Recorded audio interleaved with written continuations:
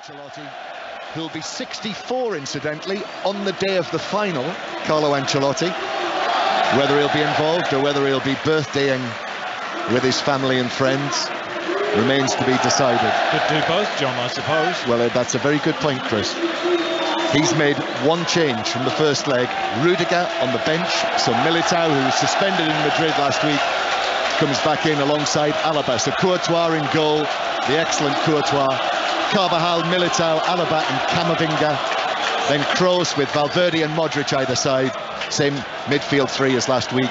And then the same front three as well. Rodrigo, Benzema and Vinicius Jr. So who knows what lies ahead in the next 90 minutes, maybe 120 minutes, maybe 120 minutes and penalties. 1-1 after the first leg. It is Manchester City against Real Madrid in the UEFA Champions League. The second leg of the semi-final begins now, and Manchester City under grey skies, in the sky blue shirts, white shorts and blue socks, kick off, and the ball is played all the way back to goalkeeper Ederson, who gives it out to John Stones. Real Madrid tonight wearing the almost all black kit, but with the lime green trim, so lime green numbers on the back. And Manchester City in possession in the early stages. Absolutely fascinating to see those individual duels tonight. And here is Kyle Walker with the ball in front of Vinicius, but he turns and gives it back to goalkeeper Ederson in the goal to our left again. So Manchester City in the first half playing from left to right as we look from our low position in the Colin Bell stand. And the Real Madrid fans, their contingent, as Mark Chapman said, were watching from up on high. They've just got the position in the top tier of the stand to our right. So in the lower two tiers, it's Manchester City all the way around. And here is Rodri, the man from Madrid in the Manchester City shirt, who is very strongly challenged by Valverde, who came in at pace and put the ball out of play. That was uncompromising, Chris Sutton. Yeah, really strong challenge. I've seen City already with Stones. We had them set up as a back four, but already into that midfield trying to outnumber Madrid. He'll be very fluid throughout the game. And we're also looking to see what it is. Pep Guardiola said he was going to make a tweak, a minor change, but a significant change in terms of the way that they attack. And here's Bernardo Silva cutting in from the right-hand side. Bernardo Silva again chosen instead of Mahrez, who scored more than one goal in the semi-finals of the Champions League before. Rodri playing the ball out to the right-hand side. Bernardo Silva, it bounced up, struck him on the chest and bounced out of play. Most un-Bernardo Silva-like. Normally, he immediately gets the ball under control, but it bounced awkwardly and it's out for a throw to Real Madrid, who have had very little possession in the opening 2 minutes of the match. Camavinga got it back after the throw, then Militao is there to head it away, and it's allowed to bounce out of play for a throw-in 10 yards inside the Real Madrid half that Kyle Walker is going to take. Already the two coaches are out there, both jackets tonight, formal evening for the second leg of the semi-final, black jackets both. And Grealish going back into the centre circle, and Diaz now slips it forward towards John Stones. He's forward to the centre circle. Stones turns away from Vinicius, gives it square now to the left-hand side. Remember the blistering start that we had to the first leg here in the semi-final last season in the 4-3 match. City were 2-0 up inside the first 11 minutes. Grealish on the left-hand side, then Gundogan's out there. Back to Akanji. Akanji to Gundogan again, who now begins to shuffle infield, then uses the option that's there. Rodri drags it back, plays it square. Walker's going to try a shot from 30 yards, but it flies away high over the top of the crossbar and lands up near the back of the lower tier. Yeah, Madrid have set their stall out very early, haven't they? I think Shea called it, they defend very deep. With that five across the middle, and just taking the time, easing themselves into the game, as we expected, Shea. Yeah, nothing. I mean, the first couple of minutes, I think Benzema and Modric had a sort of a relatively high press, and I was thinking I've got me tactics all wrong, Chris, but that wouldn't be the first time. But then after the game settled down, after a few minutes, they've gone onto that defensive block, yeah. But this is nothing new to them. You know, my concern from the Madrid point of view is they're so quick on the counter-attack. You still got to be wary of them. So Shea Given and Chris Sutton, Champions League players both, with us on 5 Live tonight, BBC Radio 5 Live and BBC Sounds. Producer Gary Flintoff has just shown me, it's early stages, but has shown me as Haaland is caught by Militao. That's the first time those two have come together. Currently 95% possession to Manchester City. Here is Bernardo Silva on the right-hand side. De Bruyne now making a run down into the full-back position. He was nudged in the back by Alaba, played it into Bernardo Silva, who was also strongly challenged. He went sprawling behind the dead ball line. No free kick. Simon Marciniak is that referee, the World Cup final referee in Qatar in December for that unforgettable match. As Akanji has it on the left-hand side. Suddenly the tempo, the pace has been upped. A couple of crunching challenges already from Real Madrid on Manchester City players. Out from Stones to the left-hand side. Grealish does well, gets it down, crosses left-footed. Bernardo Silva's challenge. De Bruyne on the edge of the box. De Bruyne around the outside, clips it to the back post, and there was the header for Real Madrid up into the air from Militao. Even though he was being strongly challenged by Haaland, he got his head to it, and it was caught by goalkeeper Courtois. Yeah, that's why Ancelotti put Militao into the team ahead of Rudiger. Really physical player, good in the air, very strong, but it was good from De Bruyne. A couple of quick touches, driving to the right-hand side of the box and helping the ball in, but Militao there. Well, Militao has stepped straight into the Rudiger role. But he has Bernardo Silva wriggling away from Vinicius and Camavinga. Oh my God! And then he was fouled on the edge of the penalty area, but he got straight up. Oh my goodness! And referee Marciniak says that was no foul. Wow! That the challenge took the ball, but there were two Real Madrid players coming in on either side of him there.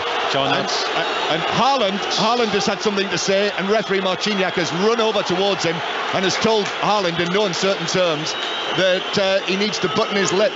Well, for me, that's two fouls. Both of them tackled at the same time. Not one of them got the ball. And for me, I know you mentioned the referee had a great World Cup final. It's not a good start for him. It's a foul. No one gets the ball. Yeah. Chris? Yeah, I'd agree. I don't think there's a lot of contact on the ball, contact on Silva, and then Silva does push.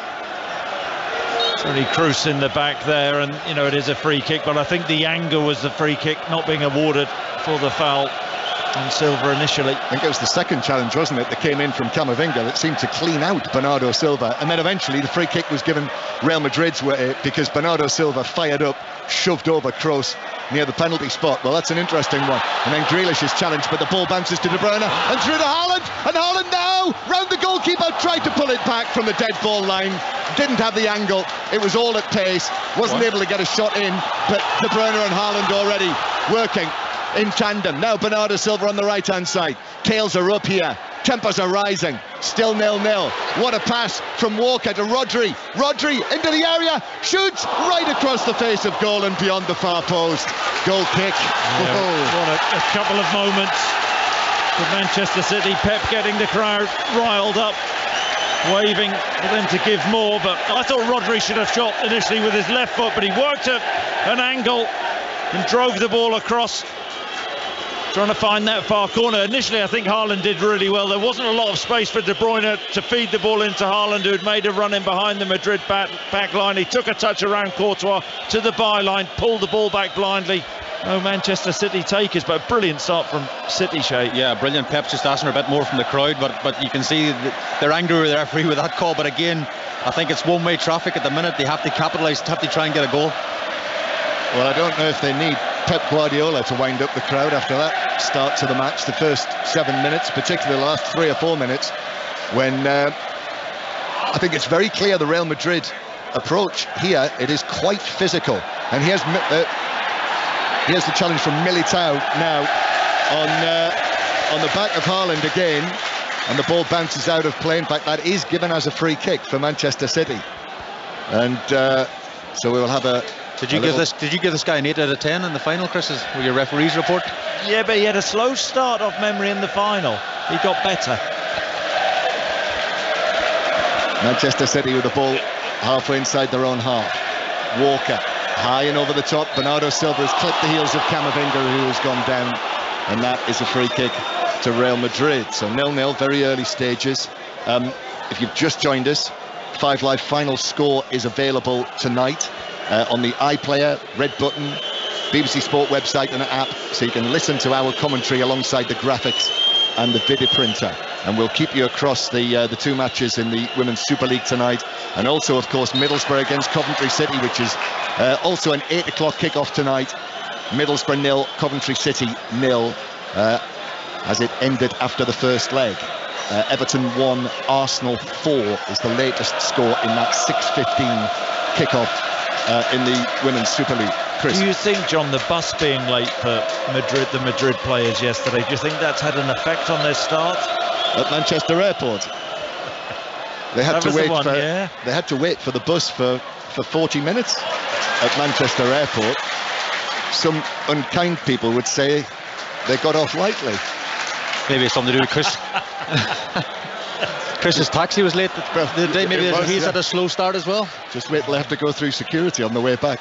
Here's Bernardo Silva playing the ball in from the right-hand side. Rodri now lifts the ball out towards the far side. Grealish gets that down up against Carvajal, up towards the edge of the penalty area, then pulls it back centrally. Rodri on his right foot, then was quickly closed down by Valverde. Now out to the left-hand side. De Bruyne whips it in, and it comes off the head of Militao, bounces up in the air and is caught by Courtois, who underarmed it out to Kroos. And now Benzema challenged by Diaz. Manchester City win the ball back. Fascinating start to this match. 10 minutes played, and so far actually very similar to the first leg. De Bruyne, Manchester City early possession, early pressure, as was the case in the Bernabeu last week. Still 0-0. Stones gets it back from Rodri. Stones again. Benzema comes across but uses Diaz behind him, and Diaz square to Walker. Walker has a look up 10 yards inside the Real Madrid half. Stones square from him again. Rodri, and then it's turned with his left foot by Gundogan to Akanji, approaching the left corner of the penalty area. Grealish now back towards Rodri. Rodri plays it square to Stones. Stones just outside the D. Patient from Manchester City. Great possession though. And now Akanji to Grealish again. Grealish running at Carvajal into the penalty area. Tried to slip it through to Gundogan. Gundogan took it away from Carvajal. Then plays it back outside the box to Grealish. Manchester City with the ball outside the area. Then it comes to Stones, who tries the shot, which dips away well wide actually of the left post by maybe 4 or 5 yards and behind for a goal kick. But all of that period of play there gets applause above his head from Pep Guardiola. It's had a really good pace to the passing in the early stages, and Stones stepping into that midfield. They've got an extra body in there. But you know what, Real Madrid, they will not be phased in the slightest. Most teams, you know, who would barely have had a kick after 11, 12 minutes, there'd be a bit of panic setting in. But the Madrid players have been there and done it, and they'll just bide the time. And you know, Shay's absolutely right. You know, I think City have to make the most of this momentum and take an opportunity when it does come. Yeah, been there, done it. Been there, did this 8 days ago in the first leg. And then Manchester City couldn't make that early breakthrough, and Real Madrid took the lead. Bernardo Silva playing it across. Rodri allows it to run. Akanji then turns it to the left-hand side. Grealish again at Carvajal. Chips it across. Haaland is there! No! Somehow it's scraped off the line. Courtois. It seemed certain that Haaland would score, but Courtois got something on it and was able to deflect it away. I cannot believe he's missed that. Yeah, he's 2 or 3 yards out. He has to score. I don't know. I've not seen the replays yet on the monitor, but what an unbelievable chance for Haaland to score. Remarkable. That did not end up in the back of the net. Stones now. Manchester City come again. Grealish, he goes for goal, but high over the top, just dipped as it flew over the top of the bar. And Pep Guardiola, black polo neck, turns, puts his hands on his face. And Haaland, the header hit Courtois as he was falling back to his line. You've obviously got to put that down as an excellent stop by the goalkeeper. Used his hip to keep it out. Yeah, and he gets lucky, he just throws himself across Courtois. But you know what, how can you criticise a guy who scored 52 goals all season? But I'm going to criticise him. That's an easy opportunity. Just go back across. Yeah. The whole goal gaping there. He's headed it straight at Courtois. He's 2 yards out. Just needs to go back across from where the ball comes. That's an easy finish for someone of his ability. That's a huge opportunity. That's the striker's view. Goalkeeper's view. Well, yeah, it's a great save, but he probably had no right to save it. He's a couple of yards out. Chris is spot on. If he headed back to where it came from, then he scores. Haaland very nearly turned. Well, he did turn Alaba, but Militao was there with a covering challenge. Some big questions being asked here of of Real Madrid by Manchester City. Gundogan plays it towards the edge of the penalty area, then Akanji as the ball is deflected away by Rodrigo, and that double deflection took it out for a throw-in near the corner flag. Many Manchester City fans get to their feet now. In fact, it is a corner, first corner of the match for City. Someone with a big yellow inflatable banana is waving it in the crowd 2 or 3 rows back, the old image of the old Manchester City. So Grealish, both arms raised, Haaland standing right on Courtois, then he runs away, and then it comes to the near post over the top of Haaland, but punched away by Courtois, all in red. Back to Grealish, Grealish quickly into the box, still going, trying to find a way through, but just had it nicked away from him by Rodrigo, but Gundogan's got it back, and Gundogan's cross is over everyone inside the penalty area, whether in sky blue or black, and then the ball is deflected out of play by Bernardo Silva, who doesn't like the decision. But it's a Real Madrid throw, and it's still 0-0 on BBC Radio 5 Live. Chris Sutton. You're just hoping from Manchester City, or for Manchester City's sake, that Courtois is not going to have another one of these. Yeah, well, I remember him in the Champions League final against Liverpool. He was man of the match. He was star man. I mean, he's that sort of performer as well. He can do that on a night, but again, I go back to it. They have to score. They're on top of this game. They really have to get their noses in front. Not only that, of course, those saves that he made in the second leg in the Bernabeu last season, and indeed all the way through that European Cup, that Champions League run to their 14th title. The defending champions here against Manchester City. This long-held ambition, this burning ambition since Sheikh Mansour bought the club in 2008. Gundogan then turns and is fouled by Valverde in the centre circle, and the ball is played out towards the left-hand side. Quick free kick.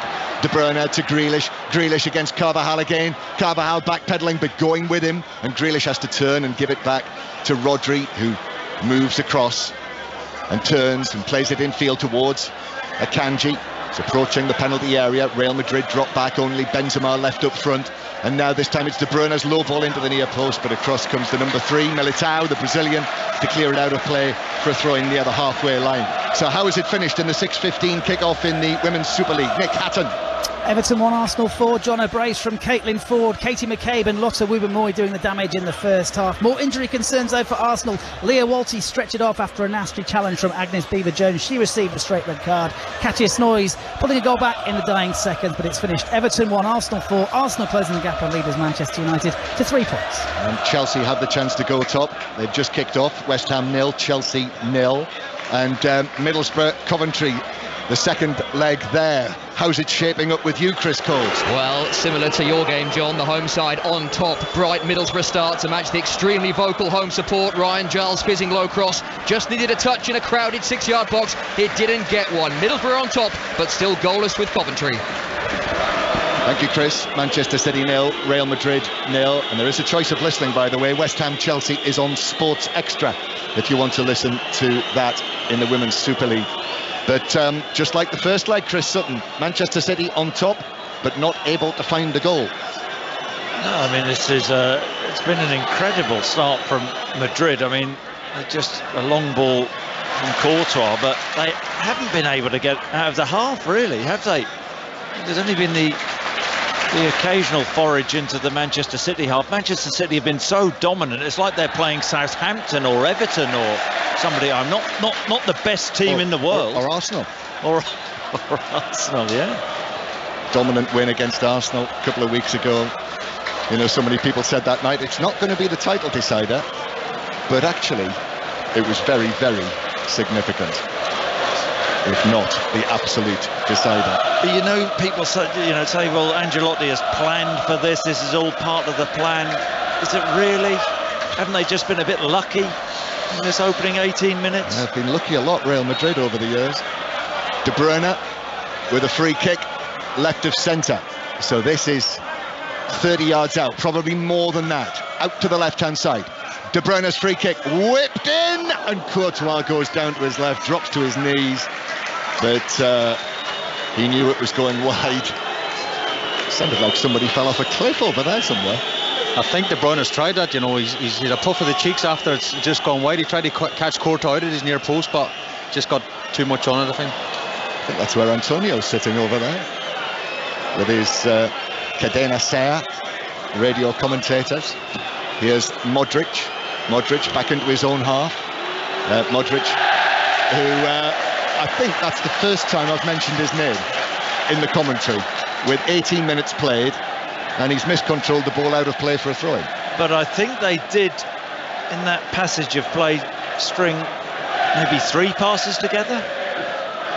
However, it would do Manchester City well not to poke the bear too much, because Real Madrid have soaked up, and as we mentioned a couple of times over the course of the last week or so, you just have to look at the Copa del Rey, the semi-final against Barcelona, when Real Madrid lost 1-0 at home to Barcelona in the Bernabeu. Second leg, they won 4-0, and Benzema scored a hat-trick, and they eventually won the Copa del Rey under Carlo Ancelotti just before the first leg. Here is Manchester City moving forward again. The possession has been almost constant from the home side, the Premier League leaders. This weekend, Manchester City could wrap it up. You'll hear both matches, the Arsenal match at Nottingham Forest and Manchester City's game here against Chelsea on Sunday. Both of the matches, commentary, 5 Live, the place to hear them. Here's Bernardo Silva playing it down the right for De Bruyne. De Bruyne into the box now, and in comes the challenge from Modric, who went down and put in an excellent tackle to put it out of play for a corner for City from the right. Yeah, he makes those runs, doesn't he, De Bruyne? Deep in that right-hand channel. Little drop of the shoulder, but Modric did his job. So De Bruyne with the corner. Manchester City 4-5 men near the penalty spot. Haaland is on Courtois again. It's taken short, actually, to Bernardo Silva. Then back to De Bruyne. And De Bruyne clips it across towards the back post. Headed across by Akanji. Haaland with a header. Oh, what a save! What a save! Courtois to his right. How did he get that? Right hand, outstretched, pushed it wide of goal, around the post. Amazing. Oh, it's an unbelievable save. I mean, we talked about the header before. It was very similar, and Chris mentioned headed back towards where it came from. He done exactly that. It's a brilliant save. Here's the next corner over everyone at the back post, and it's behind, and it's a goal kick. But Courtois, Thibaut Courtois, he's at it again in the Champions League. I mean, that's one of the best saves I think I've ever seen. He's done everything right there, Haaland. Back across goal, and Courtois, his long arms, his long limbs, his long fingers, just getting it. I think he didn't cut his fingernails last night, that's for sure. That's an unbelievable save. His long gloves. Long fingers on his long gloves. He's just long. Just long. Long man.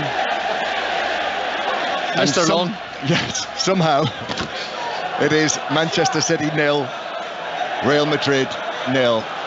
And whether the first save was lucky or not, the second save certainly wasn't. That was as good as you'll see. Yeah, and that's the thing, isn't it? Now we're nearly halfway through the first half. Madrid haven't laid a glove on Manchester City, and the longer it goes, you think Madrid are eventually going to have an attack.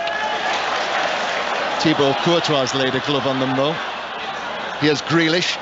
Grealish keeps his feet. The ball runs out towards the left-hand side. Grealish turns. He's up against Carvajal again. That's already a really good contest. Once more, Grealish and Carvajal. All clean though tonight so far. Rodri out to the right-hand side, chested down. Bernardo Silva into the box now. John Stones has joined the attack. Stones is able to turn it away from Camavinga, who slips over. Walker back to De Bruyne on the edge of the area. Oh, lovely ball. De Bruyne. Yes! Bernardo Silva! Left foot. All about De Bruyne. Superb pass. He unlocked it. The great Kevin De Bruyne. And Bernardo Silva finished it. And there we are. Manchester City with the goal. 1-0 against Real Madrid. Well, you can't say they haven't deserved it. They have blown Madrid away in these early stages. Courtois has been a hero in goal for Madrid, but they've played the football, they've been patient. It's actually a run from John Stones. Turns out on that right-hand side, plays the ball back, and then there's a real patience about City. Ball into De Bruyne, gets on the half-turn and slides a lovely ball into Bernardo Silva on the right-hand side of the box. He takes a brilliant first touch, brilliant second touch, and then composes himself. Alaba doesn't get out to him, and he gives Courtois the eye, shapes a header in the far corner, whips it across Courtois at the near post. That's deserved. brilliant from Manchester amazing. City, Shay. I spoke before the game, Mahrez should start, and that shows what I know about football. Bernardo Silva, brilliant goal, brilliant finish. As you say, does him with the eyes. Courtois thinks he's going to the far post, whips it near post, and it's a brilliant finish. Manchester City 1, Real Madrid 0. Manchester City lead 2-1 on aggregate. And here they are now. They've turned that possession, they've turned that dominance into a goal. Courtois couldn't keep that one out. But the pass from De Bruyne, you know, it was quick, it was sharp. I mean, we've spoken how many times, Chris, you and I, about his speed of thought when we've watched it. I mean, it's something else. He makes it look easy, doesn't he? You know, it's interesting the way that City have set up. Talked about John Stones a lot in that midfield position, but that was his forward run. Initially, the ball played back, a couple of passes, De Bruyne into Silva, and a lovely finish, lovely composed finish. In fairness, once he gets it on his left foot, he's got every chance of scoring, but with Courtois in goal, you never know. But really clever the way he did him with the eyes. Bernardo Silva, who might not be at Manchester City next season, has actually not scored since the first leg against Bayern Munich here, which was that famous, handsome 3-0 win against the German champions. Now 1-0 up here, and Real Madrid and Carlo Ancelotti are being asked questions. So 1-0 to the home side. 1-0 to the pretenders against the great 14 times champions. Here is Real Madrid for once into the Manchester City half, but Walker steps across in front of Vinicius, and goal scorer Bernardo Silva brings it away and plays it to the left-hand side to Akanji. And they're being urged by the Manchester City supporters, who are raucous. They've waved all of their sky blue and white flags before the match. Now they're making a great noise inside the arena here on the east side of Manchester, trying to cheer their team to Istanbul next month. Bernardo Silva inside Camavinga. Bernardo Silva still going. Camavinga comes across. Bernardo Silva now to Gundogan, just outside the D, into Haaland. Oh, Haaland! Right foot shot across the face of goal and wide of the top corner. If that had been on target, that might have taken the back of the net off. Oh, I mean, he hammered that, didn't he, with his right foot. It's a good run from Bernardo Silva. Little step over, pops it out to Gundogan. Forward pass, one touch from Haaland on the edge of the box with his left foot, and tries to fire the ball into the far corner. Handball given Manchester City's way after Vinicius tried to bring it down, so Manchester City are back in possession and back in business again. Almost half an hour played. City, no letting up. This is them, isn't it? This Manchester City team that has been so dominant here in almost every match that they've played this year. Since the turn of the year, 14 matches, 14 wins, and most of them going on several. Here is Akanji. Akanji now to Gundogan. Gundogan out to the left-hand side. Grealish is there again. Grealish. Ball almost seems like at times it's attached to his foot by a piece of string. Akanji then back towards the halfway line and all the way back to Walker again. More semi-final action for you tomorrow night. The UEFA Conference League, the match in the Netherlands. Alistair Bruce Ball and Neil Lennon are there. You'll hear that on 5 Live tomorrow night, and we will hear, we think, from David Moyes a little later. Indeed we will, just being told. So David Moyes coming up at some stage. But AZ against West Ham tomorrow night, live on 5 Live from Alkmaar. Here's Grealish running from the halfway line. Grealish still going now through the middle, and then couldn't find the pass to Haaland. It was just overhit and through to Courtois. Yeah, he looks up for it, as do all the Manchester City players. I tell you what, though, I mean, when are Madrid actually going to turn up tonight? They have been annihilated in this opening half hour. They really have done. Well, Courtois has the ball at his feet. It's almost in Belgian red tonight. Gives it out to Alaba, whose pass is deflected out of play for a throw-in. And it's a throw-in to Real Madrid. According to the UEFA stats, Manchester City have had 29 attacks and Real Madrid have had nil. 29 attacks to nil. Well, that's another new one on me. When does an attack begin? Ederson's got the ball. Sometimes it starts with him, and he's hit a long pass towards the halfway line that Diaz challenges. I think we know how they got to the Madrid number. Yes, I think we're quite confident with that. So 1-0 to Manchester City. Bernardo Silva scoring in the 24th minute. Let's get an update from West Ham Chelsea. Nick Godwin. And we've just had the opening goal. Chelsea in front through Neem Charles. Lovely move down the right. It was sent into the penalty area. The first effort from Sam Kerr blocked, and then Charles on the follow-up swept it home. 13 minutes gone. West Ham 0, Chelsea 1. It is half-time in the Championship playoff first leg in Scotland tonight. Adrionians 0, Hamilton 0. And still Middlesbrough 0, Coventry City 0. 8 o'clock kickoff on Teesside. Still waiting for the first goal of that semi-final. Manchester City lead on the night, and by 2-1 on aggregate. And at the moment, it's Manchester City against Inter in the final in Istanbul. We've got a long way to go yet. Alapelt loses out. Gundogan plays it through, but Militao will get there first ahead of Haaland and is able to turn the ball back across the penalty area. And then there's a coming together between Militao and Haaland off the ball, and Militao has tumbled to the ground, and the referee stopped play. It was accidental from Haaland on Militao. Didn't need much of an invitation to hit the floor. I mean, he makes one hell of a meal out of that. It's embarrassing. It's embarrassing. The referee's even speaking to Haaland, which is even more embarrassing. He's better than that, Militao, is John. So 1-0 Manchester City, on course for only their second Champions League final. Would be the second in 3 years. Here's Bernardo Silva, leaves it actually to John Stones. Stones then passes it straight into the path of Kroos, and Toni Kroos has the ball in the centre circle. Seen little or nothing of him. Here's Modric, then Benzema. Benzema, the great Real Madrid goal scorer. Only Cristiano Ronaldo, more goals for Real Madrid. Comes to nothing for Vinicius, but Camavinga's able to take up possession, and then Kroos through to Modric. This is as long a period of possession as Real Madrid have had in the match, and it's played forward to Vinicius, and Vinicius is away from Walker, but Walker goes shoulder to shoulder, and Walker takes the ball away from Vinicius and gets a huge ovation, and also starts another attack. And it's with Grealish down the left wing now. Grealish passes it infield past Valverde. De Bruyne is there. What's he going to do with it this time?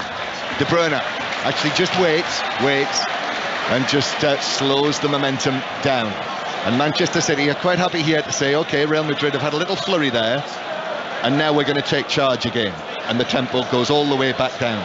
And Stones gives it to goal scorer Bernardo Silva. Bernardo Silva back to Rodri. Rodri carrying it forward, then little touch to his left, square pass. Akanji slides it in. Haaland to De Bruyne, and the attempted return pass was blocked on the edge of the penalty area. And now Modric will take it away towards the halfway line. Bounces off Rodrigo. Rodrigo's come all the way out to the left-hand side here. Plays it through to Benzema, but Ederson is very quickly out there and is down, diving forward, scooping the ball up with his gloves and collecting it just before Benzema could get there. Yeah, just a bit of danger for Manchester City. Good goalkeeping from Ederson. I think the run was pretty well timed from Benzema. There was that space in behind, but not far off from Rodrigo. What a moment that was. Kyle Walker, though, getting back. And Vinicius. There aren't many players I can think of who, once Vinicius gets the other side of you, could get back. Great moment there. That's why he's in the team. Yeah. It certainly wasn't, remember last year in the first leg, Fernandinho, when Vinicius absolutely on the halfway line left Fernandinho trailing in his wake and scored what was a brilliant goal. Remember, in that match, that first leg last season, Manchester City led 2-0, 3-1 and 4-2 at various stages, and in the end it finished 4-3, and Real Madrid clearly were not out of it, and eventually after extra time in the second leg went through. Ball out with Carvajal on the right hand side, tries to play it across and it bounces off Akanji, and it's behind for the first corner for Real Madrid. So a corner to the visitors. Modric is across there to take it. Militao can be a danger. He scored 7 goals this season. Militao, the number 3, just arriving at the back post, actually scored at Anfield, if you remember, in the last 16. Real Madrid's famous win there. Modric, Militao with a stretch, but it comes off his head. And out over here to the left-hand side, where Vinicius angles it forward to Benzema. Great understanding those two have. Benzema, then back to Kroos, who's going to try a shot that hits the crossbar and bounces up and bounces behind. And did he get a touch on it? Well, I thought he's been congratulated by his teammates. Rodri's actually slapped him on the back, and Shea, the replay on our screen here will show us. Yeah, he's got a touch in that, John, definitely. I mean, it might have hit the crossbar anyway, but it's an unbelievable strike from Kroos. But he gets a slight touch on, the referee didn't see it, and he gets a high five from Ruben Diaz. But again, Ederson showed his class once again. He actually, Diaz, when he slapped him on the back and congratulated him, he actually looked over his shoulder to see where the referee was, because he suddenly realised, I've just given the game away there. I think Ederson nearly got booked for protesting it was a corner. Shea Given and Chris Sutton with us, BBC Radio 5 Live, BBC Sounds.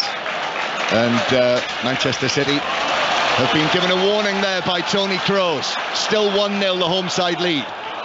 And then Stones galloping forward. I don't know what happened. In fact, did it take a deflection?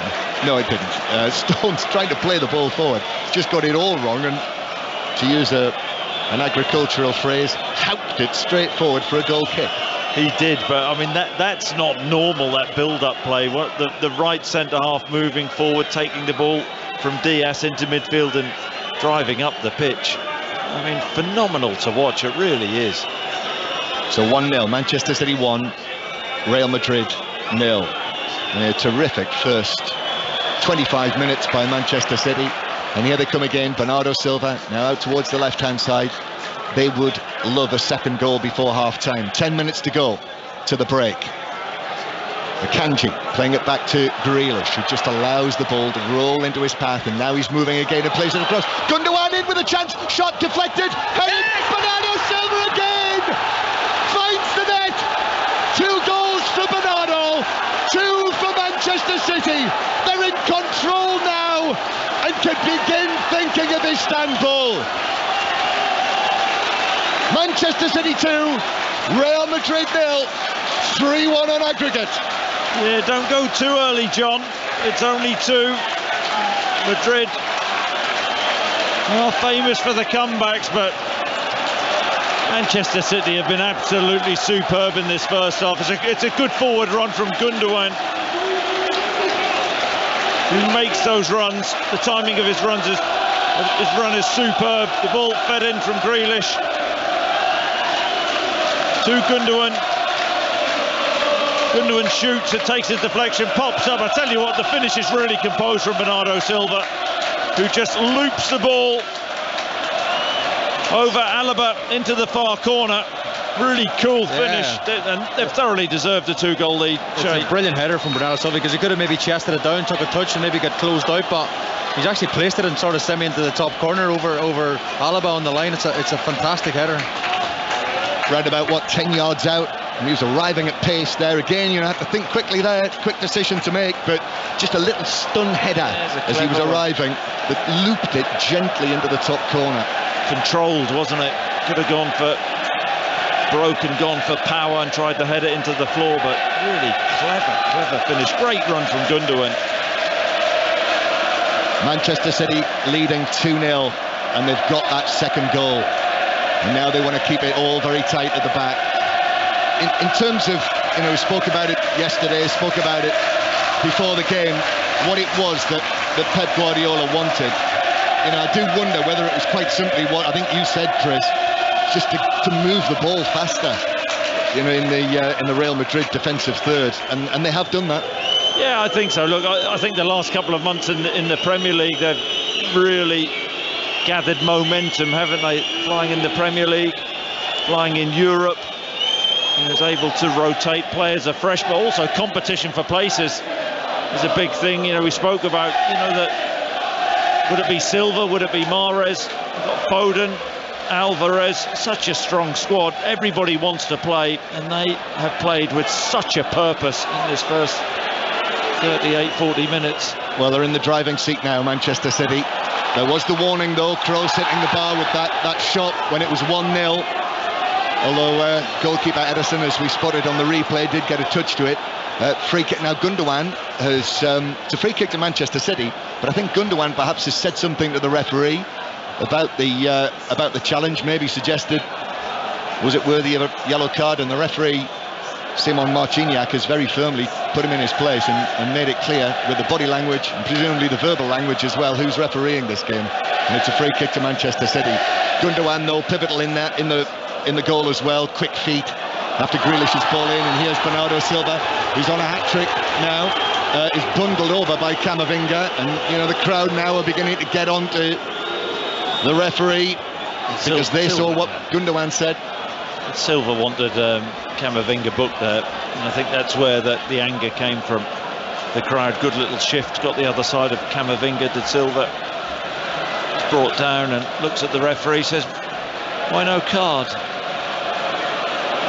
Well, there's a free kick on this mild night in Manchester. Certainly not Madrid of last week when it was sweltering in the Bernabeu on that beautiful evening. However, with De Bruyne over here on this side of the field, you can see that his sky blue shirt is darkened by his perspiration, with the number 17 on the back. Free kick to be delivered by De Bruyne from the right-hand side, and he hits it in low. It rattles around and it comes off. Was it Diaz? No, the referee says it came off a defender. Rodrigo was in there with Diaz, and it's a corner to City from the right-hand side. So if you've just switched on to 5 Live tonight, if you're on BBC Sounds, Bernardo Silva has scored twice, and Manchester City have a 3-1 aggregate lead.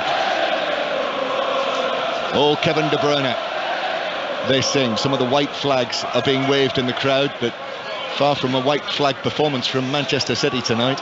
It's been 5-star. De Bruyne plays it into the back post. It's headed away by Modric, actually, and then Bernardo Silva sweetly left foot volleys it back out towards this side, cleared away by Carvajal. Comes back to Carvajal, who tried to fizz a pass forward for Vinicius, but Walker was comfortably there first and now passes the ball across his own penalty area. Ederson takes a touch. Now to Gundogan on the left-hand side. City now to half-time. Less than 4 minutes of the first 45 to play. Don't want to do anything silly now. No, but be in control when it comes to half-time. But I do think it's perfect for Manchester City now, isn't it? Because we spoke before the game. I don't think this Madrid team have the legs to really press City high up, and City happy just to draw the Madrid players out and play around them. Yeah, it's it's quite a mix of experience and younger players, but you're right, Chris, 6 of them are 30 or over, and of course Modric at the age of 37 now, but the other 5 are 25 or under. Here's Walker playing it to Bernardo Silva on the right-hand side. Bernardo Silva now moves infield, then cuts the ball back onto his left, gives it to De Bruyne on the right wing, then Rodri, square from him. John Stones is there. Stones goes on another wander, passes it, rolls it over the surface of the pitch to De Bruyne, then back in field to Rodri. Rodri looks up, back to De Bruyne on the right-hand side. Camavinga slips over, hence the cheers of amusement from the Manchester City fans. A Swiss flag is waved on the far side as Akanji is in possession. And there it is again, comes back to Akanji. I think they're going to do that all match. It's back to Akanji again. Yep, they do. They wave the flag again. It'll be tiring, that. Ball to the left-hand side. Gundogan, then infield to Stones, and Manchester City now. Yeah, this is, I can imagine this is exactly what Guardiola wants. Hands on his hips. Actually, De Bruyne tries to play the ball through the middle for Haaland, and for once overhits it to the Norwegian. But that's where they've been brilliant, City, in terms of when they have given the ball away, winning it back. And they've won it back again. Rodri, middle of the Manchester City half. Gundogan picks out Bernardo Silva on the right wing. Bernardo Silva running at Camavinga, still going, and plays it square.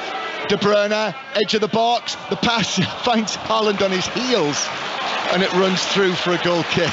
Well, the famous understanding has broken down twice in the space of the last minute and a half. Collector's item there, I think, John, from De Bruyne. But yeah, I mean, it's all Manchester City. I think if they get it 2-0, Pep have a word with them again. But it's just it's one-way traffic, and it's nice on the eye, should we say? It certainly is. Shay Given, who had a spell here at Manchester City, remember. Here's Kroos. Kroos gives it away, passes it straight to Rodri, who stepped across.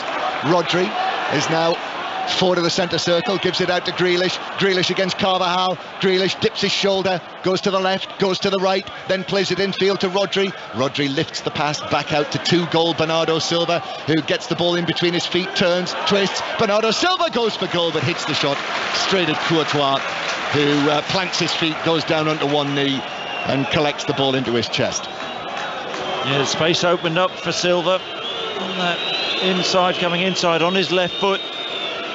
Easy stop from Courtois, but that's a big issue. Camavinga against Silva. They're in danger of losing it. They have lost it. Rodri, now to De Bruyne. Now Grealish at the back post, got it down, but it just ran away from him at the crucial moment. Could have opened up again there for Manchester City. Real Madrid careless, losing it on the edge of the box. Grealish might have been fouled, however, he found Gundogan. Now Rodri in the middle, to the right-hand side. Bernardo Silva. De Bruyne comes close. Bernardo Silva, back to De Bruyne. He clips it across to the back post. Courtois, crucial touch. Gundogan's got it down. Back to Haaland. Haaland then to the edge of the area. Akanji with a shot, and that's hit Alaba and bounced wide for a corner. Real Madrid clinging on, 2-0 down. Hanging on for dear life for Real Madrid for sure, John. Another great chance. It's all about scrambling at the back, getting bodies in the way. Real Madrid getting blocks in, but again a bit lucky on the clearance on the line. Scrambled meringues, Chris. Scrambled meringues.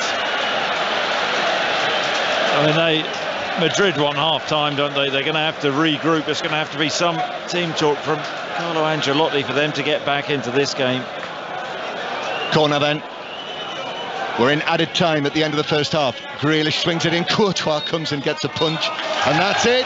That's the end of the first half. Pep Guardiola, all in black, turns away, walks down the tunnel, face set, staring at the ground, staring at the Manchester City badge that's down there as he walks across it.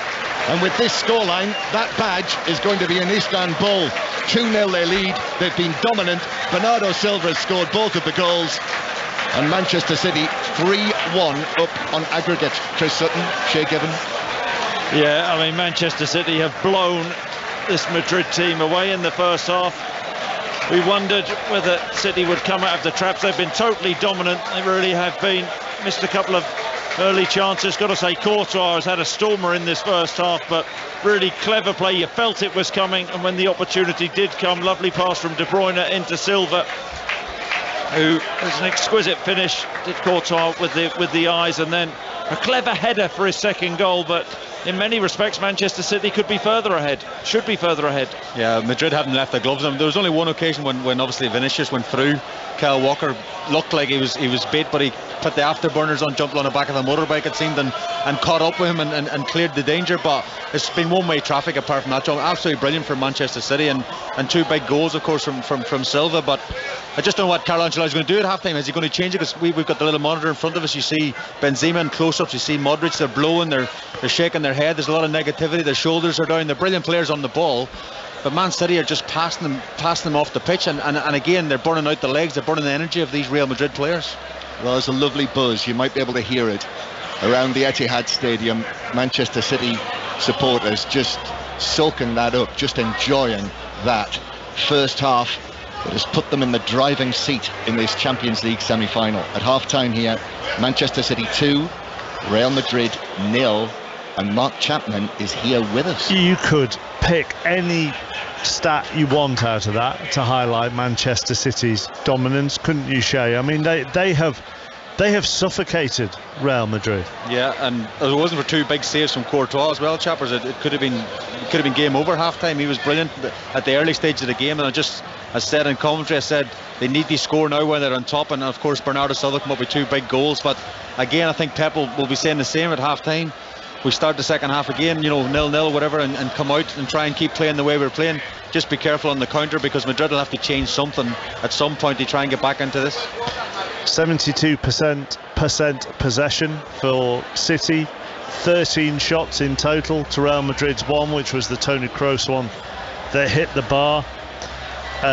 Only 18 passes in the first 10 minutes for Real Madrid. Passes into the attacking third, 32 for City, 5 for Madrid. With or without the ball, Real Madrid have no answer, Chris.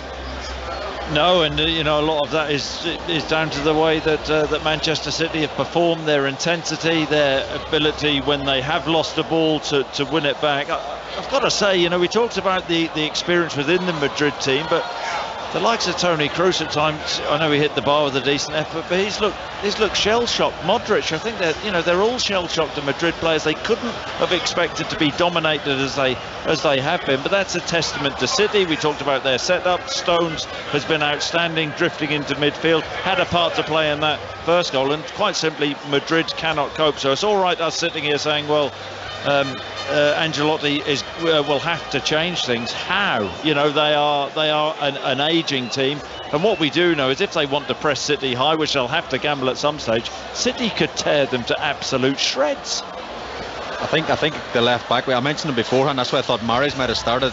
Obviously I know nothing about football because you're still going with this, aren't you? But what I was going to say, we're just looking at the replays on the monitor. Keep saying that about no, but what I'm saying is Camavinga doesn't look interested. He looks like he doesn't even want to be in the left back position. He's a midfielder playing out of position, and I think Pep's gone to that and gone, this play on Camavinga, this play on the weakness of the back four. Might be that ankle and knee. Yeah, I was just thinking that ankle knee. The doctor's looking at him now as we speak in there. Guillaume Balaguer looks delighted to have been asked to join us for this for this little chat. I know. You can't see any way in which they're going to get back into this, can you? Oh, I mean, what a display of order, quality, accuracy, intensity, pressure, high tempo, physicality, belief, bravery, greediness. They want more. Few teams in the history of the game have reached this level. This is a better team than Football Club Barcelona of the Pep Guardiola era. A better team. And for many, they may just come to the conclusion that that's the case now. If City reach the second Champions League final, they've been at this level for a long time. They have been. We've never seen anything like it. And we have to enjoy it. So I am enjoying it. But in terms of being shell-shocked, if you need an example, I don't know if you've seen the indications that both Davide Ancelotti and Carlo Ancelotti have been given. Carvajal, who at the beginning of the build-up, the few times that Real Madrid have the ball, he had to come deeper for the ball, but he was in no man's land. All right, the ball didn't go that way. Then they were asking him to go forward, and he stayed in no man's land because he didn't want to lose his position. He didn't want to expose himself. He was scared. And he was one of the many Real Madrid players that today were like, what's going on?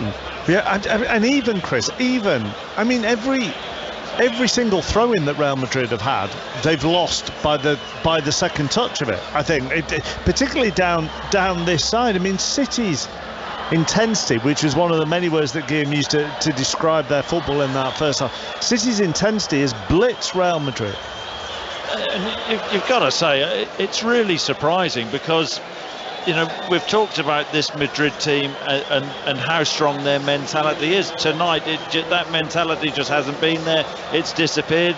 Guillaume's used the word, fear. They have played with fear. And it's really hard to see them getting back into this in the second half with the nature of the way City play. We singled out Vinicius before the game and thought that would be one hell of a battle against Kyle Walker. There's been that one moment where Walker got back. That's it. That's not enough. I think that cheer, Shay, was for Kyle Walker getting back on Vinicius was as loud as the two goals. Well, we spoke about that 1v1 before the game. I think the media and the papers in the last couple of days have been building that up to a massive occasion. It was like Kyle Walker scored a goal. Chappers in the stadium. There's a real cheer around the stadium, a real roar. But again, it was a message from Walker to Vinicius on the pitch. I've got you. I've got the pace to match that. But he's still a danger. Don't get me wrong. Second half, he's still their most dangerous player. But Walker will obviously get a lot of confidence on the back of that as well. Okay, thank you, Guillaume, Shay, Chris. Second half on the way. Half-time in the Championship playoff semi-final. Chris Coles. 3/4 of the way through this semi-final. Still no goals. Middlesbrough 0, Coventry 0. It's a much better game than the first leg, though. Middlesbrough the most threatening. Coventry have had small openings, but it is the home side on top. And after 135 minutes of this semi-final with no goals, it's not the most outlandish call, but extra time would not be a surprise. And that's where we're heading if a goal doesn't come in the second half. The tie high and aggregate score remains Middlesbrough 0, Coventry 0. Are Chelsea going top of the WSL? Nick Godwin. They are if it stays like this. We've got 8 minutes to go in the first half. It's West Ham 0, Chelsea 1. Niamh Charles with the goal after 13 minutes. They've had loads of other opportunities. Fleming, Cankovic and Harder all with great chances. You can listen to live commentary of this match on 5 Sports Extra right now. It's West Ham 0, Chelsea 1. Earlier in the WSL, Arsenal beat Everton 4-1, so that will do their Champions League hopes a world of good. 5-9, this is 5 live from the Etihad, where Manchester City lead Real Madrid by 2-0, 3-1 on aggregate. Here's the news with Stuart Clarkson. Listen on BBC Sounds. This is BBC Radio 5 Live. A spokesperson for Prince Harry says he and Meghan were involved in a near catastrophic car chase with paparazzi in New York last night, which lasted more than 2 hours and resulted in multiple near collisions involving other drivers, pedestrians and 2 police officers. The NYPD says there were no injuries or arrests. Italy's Prime Minister Giorgia Meloni has thanked rescue teams helping with the severe floods in the north of the country. At least 8 people are known to have died after 14 rivers burst their banks in Emilia-Romagna. Thousands of people have fled their homes. Government's published plans to abolish the right of landlords in England to evict tenants without a good reason. The proposed overhaul of the private rental sector will also make it illegal to refuse tenancies to families with children or those on benefits. And scientists say the world is likely to break a key target to limit global warming to no more than 1.5 degrees by the end of 2027. BBC 5 Live. On Saturday nights, 5 Live Boxing presents live commentary as Katie Taylor takes on Chantal Cameron in Dublin. Taylor bids to remain unbeaten and become a 2-weight, undisputed world champion in her first professional fight in her home country. Physically, tactically, technically, it could be set for a fantastic fight. It'll bring the best out in both of them in every single way, psychological, physically and otherwise. Taylor versus Cameron, Saturday night from 10 on 5 Live and BBC Sounds. This is 5 Live, your football station. The UEFA Champions League. With Mark Chapman. City 2, Real Madrid 0 at half-time. Second half to come. Then tomorrow the European football continues here on 5 Live Sport. West Ham away to AZ Alkmaar 2-1 up. From the first leg in the Europa Conference League semi-final. Alistair Bruce-Ball, commentator for this one. You've been to David Moyes' pre-match press conference this afternoon? Yeah, at the stadium, Mark, where the game's going to be tomorrow in Alkmaar. You know David Moyes well. I think a lot of our listeners do as well. He was very relaxed, I would say very confident, but also very businesslike. There wasn't much time for humour in today's press conference. At one point, he was asked by someone whether he might follow in Jose Mourinho's footsteps by getting a tattoo of the Europa Conference League trophy if West Ham actually go on to win it. He wasn't having any of that, but he spoke a lot about how much he respected Alkmaar as an opponent, their formidable home record in Europe, how difficult he thinks this game will be for West Ham tomorrow. But I think also how the experience of going so close in the Europa League last season should really help his players this time around. But he did admit it is a huge game for them all, and I actually asked him how he's managed to try and strike the balance of getting his players to embrace the occasion and not get overwhelmed by the prospect of what they might be about to achieve. I hope the experience they've gained from last year in the competition will give them a little bit of that. And I generally feel that we have a group of players we have some really talented players, with some experienced players. We have a couple of younger boys as well. So hopefully that they can all work together and get the result. It's a big game for us, and look, we're fully aware of that. Well, this is where their focus is, Ali, isn't it now? Yep. Yeah, absolutely. You know, the win over Manchester United was the big one. He made 9 changes, didn't he, at the weekend against Brentford, which he was perfectly entitled to do. The right thing to do. Michail Antonio is fit, apparently, has travelled, and David Moyes said he's available to play. So it's all about this, you know, trying to get to a first European final in almost half a century. Massive for West Ham, but I think massive for David Moyes as well in terms of his managerial career. So he's expecting an open game. It should be a good one.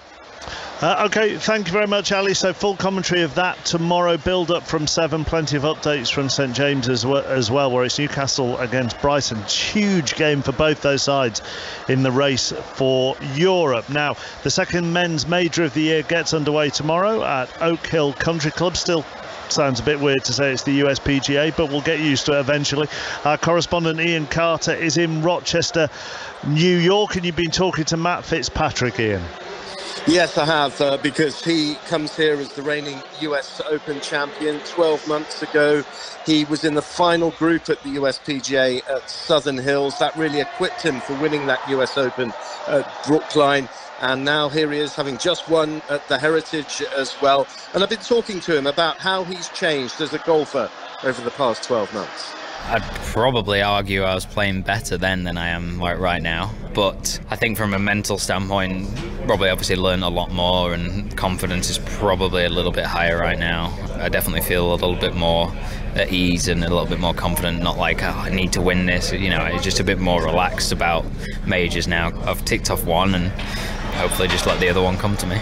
Real Madrid already out here, so just a quick one to you, Ian, on Rory McIlroy, who's been described as looking a bit flat this week. Yeah, he was very flat in his news conference, but he was great with us when we interviewed him afterwards. I just think the big thing for him, two things. Technically, his game has been struggling. He thinks he's got that sorted out. He asked Tiger Woods for a couple of tips. If that works, then the next big question is mentally, how is he going to be fit for this major? It remains to be seen on that one. Thank you very much. Commentary of the third round of the USPGA from 9 o'clock on Sports Extra on Saturday. The final round here on 5 Live from 8:40 on Sunday. The teams are back out. Remember, City lead 2-0, 3-1 on aggregate. We're on the red button, the iPlayer, the BBC Sport website and app as well, so you get all the stats, all the graphics and the video printer as well, with those other games going on in the Championship and the WSL. I was worried that for the start of the second half you were going to be on your own, John Murray.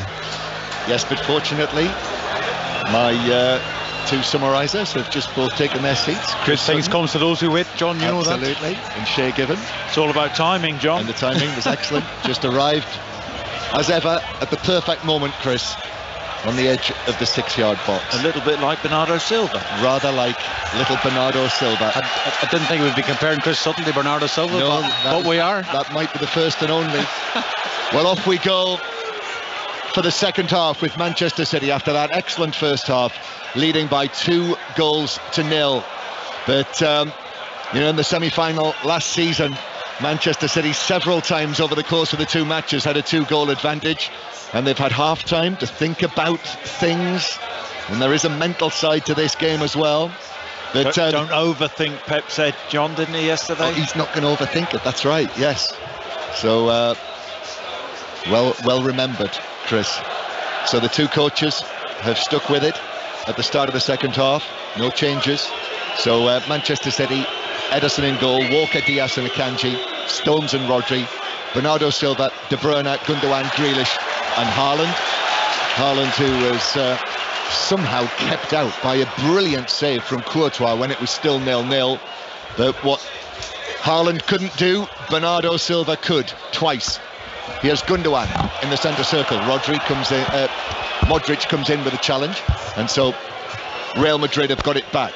Benzema on the right-hand side. Benzema playing it forward to Carvajal, who then finds Valverde and back to the halfway line. And the Real Madrid team, Militao coming in for Rudiger. That's the only change from the first leg. If you weren't listening earlier, Rudiger on the bench, Militao coming back in. So Courtois, Carvajal, Militao, Alaba and Camavinga, Kroos, Valverde and Modric, Rodrigo, Benzema and Vinicius. So come on City, sing the Manchester City fans. Quite surprised, quite a number of them actually aren't back in their seats yet, which really is unforgivable on a night like this when you're 2-0 up on Real Madrid in the Champions League semi-final. Sandwich brigade, John. Maybe they're booking tickets for the final, they're booking flights and stuff at the minute. Well, Haaland is challenged and fouled by Camavinga. Challenge came in from the left back as he is tonight. Haaland went down, gets up to his feet and makes a gesture there towards his teammates on the halfway line. There's clearly a signal there. Haaland has actually turned back. And referee is speaking to Vinicius about something. As the two of them. He was unhappy about the earlier challenge from Walker, where it looked like he got past him. Walker went to ground but won the ball. Vinicius felt should have been a free kick awarded. Manchester City 2-0 up on the night, 3-1 up on aggregate. So clearly, next goal is a really big one. Bernardo Silva, free kick on the right. Kevin De Bruyne takes this in, high to the back post. Stones challenge for it, but it bounces down out here to the left-hand side. Grealish has got it down up against Carvajal. Grealish then back to the edge of the area. Gundogan, as the challengers arrived, he turned and played it back to Bernardo Silva, who couldn't find the pass actually out to Grealish, and it was cleared by Carvajal, but Bernardo Silva was able to race after it and then pass the ball all the way back to Ederson, who's in the goal to our right, as Manchester City attack, as they like to do, towards the end to our left in the second half. But Real Madrid in possession. Here's Valverde, the Uruguayan, who'll have Marcelo Bielsa, of course, won't he, as his international manager next time he's in the international squad. Here's Carvajal on the right-hand side. Carvajal and Rodrigo. Rodrigo, who scored the 2 crucial goals in added time at the end of the second leg last season in the semi-finals in the Bernabeu. Kroos takes it on, but he's just stepped on by De Bruyne. He suddenly started limping and hopping, and he just caught him as the two of them were running together. Free kick. Stood on his heel. I think we expected some sort of response from Madrid at the start of this second half, and so did Pep. Haven't really got going just yet. And Haaland finds De Bruyne, heavy touch from De Bruyne, and that meant the covering challenge could come in from Militao, who was able to get the ball and play it back into central defence. Pep and Kevin De Bruyne having words there with each other. I think it was more than words, Chris. I think there was a bit of a shouting match, maybe even on swearing match to each other. You wouldn't think they're 2-0 up in this tie. All right, so a reminder of the standards from Guardiola to his star man, Kevin De Bruyne. That's a real insight, isn't it? The way that Pep Guardiola run things. Modric, long pass, super pass, comes back, Benzema with a shot, but that's blocked by Diaz, and it bounces back to Diaz, who's able to clear it away. Modric there, one pass, very nearly put Real Madrid in, so that's another little warning. Real Madrid in the almost all black kit with a lime green trim.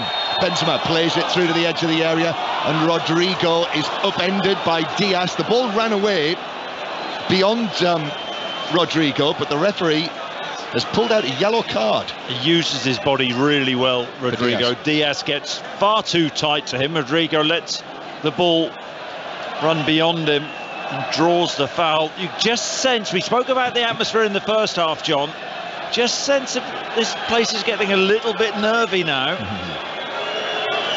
Well, it's a free kick. Free kick for Real Madrid after that challenge by Diaz. I must say, I thought it was a little closer where the actual foul took place. It seems to have been pulled back by Real Madrid or by the referee to 3 or 4 yards further back. Kroos and Alaba are over the ball. 3-man wall. It's Alaba who's coming up, and he hits that, and it is just tipped over. That was dipping. It was dipping in under the crossbar, and Ederson had to make the save, which he did. Yeah, it's a brilliant save, and the reason why Alaba steps up, they call it a knuckleball, John, and he's moving all over the shop, and it's a brilliant save from Ederson, absolutely brilliant. Corner is taken quickly. There are 2 balls on the pitch. The City fans, as Real Madrid took a quick corner and the ball was in play, the City fans have thrown the ball back onto the field, and I think, is the referee going to bring it back for the corner to be retaken? I'm not sure what he's going to do here. And there are players, 3 or 4 players of each side around Simon Marciniak, who presume, I mean, if you stop play, it's going to have to be a drop ball, surely. Yeah, it is. It's going to be a drop ball to restart it. Which I think Real Madrid are less than they want the ball by. Given back to them. And I think City are saying, yes, we'll give it back to you. And the ball is dropped. It's picked up by Ederson. I don't think he is going to give it back. I don't think he is going to give it back. That's right out of the Chris Sutton playbook, isn't it? Yeah. You might be hearing from my lawyers, John. Well, I might be able to produce some evidence to defend myself. The ball out of play. Real Madrid throw over on the far side. Comes back centrally. Militao gets forward, heads it. Grealish then nods it forward. Manchester City on the attack. But De Bruyne overhits the pass through to Courtois. and suddenly Pep Guardiola's all YMCA down on the side of the pitch there after he overhit that pass, which he's right on the edge, isn't he? Pep Guardiola. He has an absolute nervous energy here, and it is Real Madrid who come forward, but Akanji is able to step forward, cut out the intended pass to Carvajal, and Carvajal's now out of position, and Grealish down the left wing. Carvajal comes back though, so Grealish then plays it infield past Valverde to Gundogan driving into the penalty area, then he finds himself with Real Madrid players in front of him, gives it to Grealish on the left hand side, challenges come in, it bounces off Kroos, and a diving Courtois got a hand to it but couldn't keep it in, and it's a corner to Manchester City.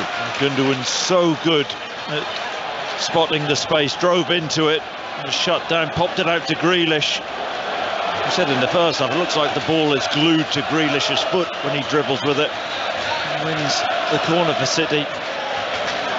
Diaz, I notice on the edge of the area, comes over and puts an arm around De Bruyne, and Bernardo Silva as well comes and gives De Bruyne a pat on the back.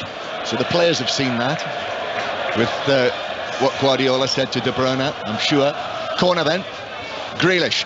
This is a high one to the back post. Stones heads it across, but it's headed away on the edge of the box. Bernardo Silva tries to hit the volley, but it's touched away from him by Valverde, and Real Madrid look to break. And Kroos hits a long pass for Vinicius to chase, but Walker was comfortably there first and is able to knock the ball back across his penalty area. And then Ederson passes it out to Grealish, who's still 10 yards inside his own half. Grealish gets it back from Diaz, and then Grealish finds Gundogan, and the captain steps in field, but I think he was caught, yes he was, by Valverde, and it is a free kick to Manchester City halfway inside their own half. So 2-0 here. This is BBC Radio 5 live from the Etihad Stadium in the east of Manchester. It is still Middlesbrough 0, Coventry City 0 in the second leg of the Championship playoff semi-final. A big match being played at the Riverside. And in the WSL, West Ham Chelsea, what's the latest? Nick Godwin. Half-time, West Ham 0, Chelsea 1. Niamh Charles goal after 13 minutes in her 100th Chelsea appearance. If it stays like this, Chelsea go back to the top of the WSL. Emma Hayes will have wanted more goals, though. They have wasted other chances. West Ham haven't created a great deal. West Ham 0, Chelsea 1 at half-time. Here's Bernardo Silva on the right-hand side for Manchester City, who lead 2-0 through the two first-half goals from the little Portuguese number 20.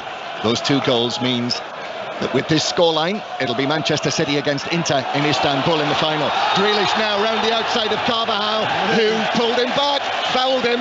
Down goes Grealish, and out comes the yellow card for Carvajal. Shea Given. Well, that's about an hour and a half late from the previous leg as well. He was due that. I mean, Jack's got his number, I think, and it's a definite yellow card. Jack's even laughing about it on the replay. Yeah, so a free kick to Manchester City on the left-hand side. Adrionians have taken the lead against Hamilton in the Championship playoff match tonight. Adrionians 1, Hamilton 0. It's only about 10 minutes left to go of that match. So free kick.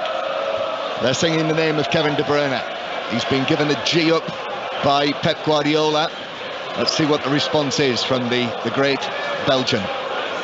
One foot in front of the other, raises his right arm. De Bruyne plays it in long, he's got it all wrong.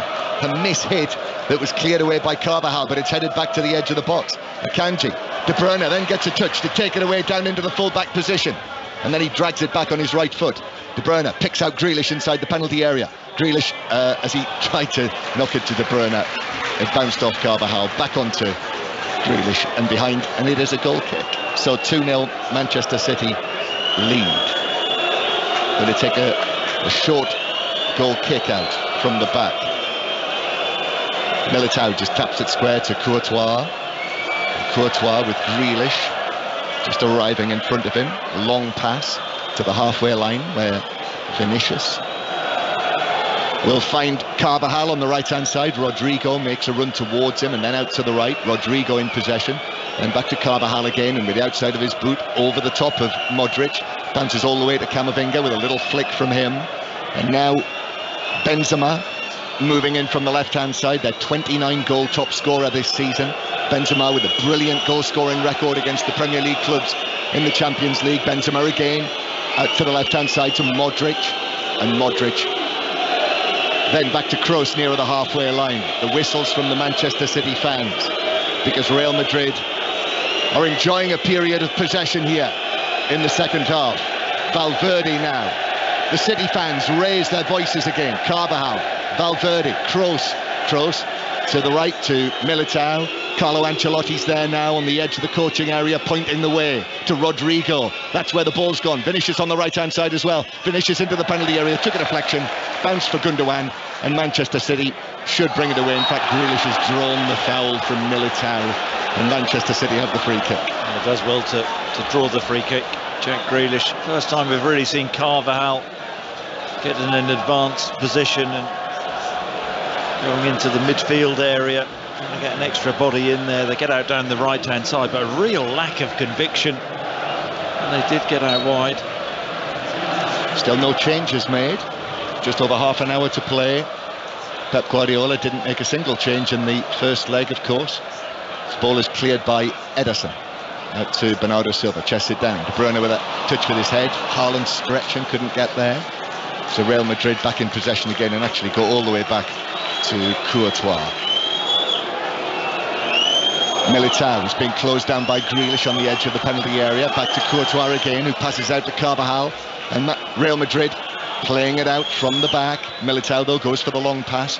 Rodrigo heads it for Real Madrid, but into the path of Rodri of Manchester City.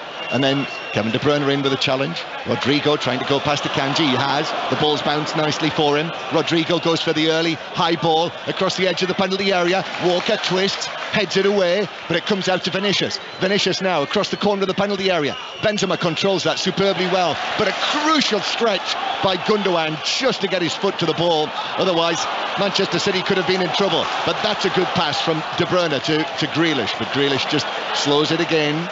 And Manchester City start again. And it's played out to Bernardo Silva. But Manchester City not going gung-ho here by any means. It's funny there, Jack Grealish and Pep Guardiola's blowing kisses at Jack Grealish for slowing the play down, keeping possession, obviously because Real Madrid were building up some momentum there. Yeah, clear what he wants. And there has been an opening goal in the Middlesbrough Coventry City semi-final. Finally, Chris Coles. It's finally come, and it's come for Coventry City. The Riverside falls silent. Gustavo Hamer, a doubt before the game, has scored a brilliant goal, flighting it into the top corner from just inside the penalty area. And it's Middlesbrough 0, Coventry 1, 23 minutes to play. So Middlesbrough blink first, Coventry score first. Manchester City almost in here, De Bruyne, and it very nearly deflected to Gundogan inside the penalty area. Real Madrid just got it away, and now the defending champions coming forward with a ball to the edge of the box, and then Vinicius near the penalty spot tried to open his body but didn't get the contact he wanted, and the ball's out on the right hand side. Benzema knocks it back to Carvajal. Quick pass now to Modric on the edge of the penalty area. Modric, he couldn't find the pass to Benzema. Grealish stepped in, and Grealish plays it past Modric and runs into him and wins the free kick. I tell you what, tremendous defensive discipline from Grealish to get back and stop the pass, and then he nutmegs Modric and clatters into him. I don't know whether he was going to retrieve the ball, wins the free kick, but really important from Grealish. Manchester City just haven't really got a foothold in this second half. There was a chance, wasn't it, just moments earlier with Gundogan. Carvajal got back. Had Gundogan been better with his first touch, City would be home and hosed. 2-0 Manchester City lead. Real Madrid with all of these multiple Champions League winners around the pitch. Modric, one of them, 5 times winner like Benzema, as Manchester City win the ball back. Walker on Vinicius, and now Bernardo Silva coming forward. Bernardo Silva with the ball at his feet, curls a pass in our direction. Gundogan's able to turn, give it to Grealish on the left-hand side. Grealish running at Carvajal, who's already been booked. Now Gundogan with a touch, put it behind Bernardo Silva. Modric slips as he clears it. Then Rodrigo is dispossessed, and Rodri backheels it into the path of the Real Madrid man, Rodrigo, and they should get it away, although Carvajal took 1 or 2 chances with that pass across his penalty area. With Camavinga to Benzema, flick from him, Camavinga, Bernardo Silva in with a challenge. It bounces forward to Vinicius, and Vinicius is off and running, and Gundogan slides in, brings him down, just forward and left to the centre circle, but that's a yellow card for Gundogan for that. That's good. Vinicius gets away from Bernardo Silva. In a sandwich there, Silva and Gundogan sandwich is brought down, yellow card for Gundogan.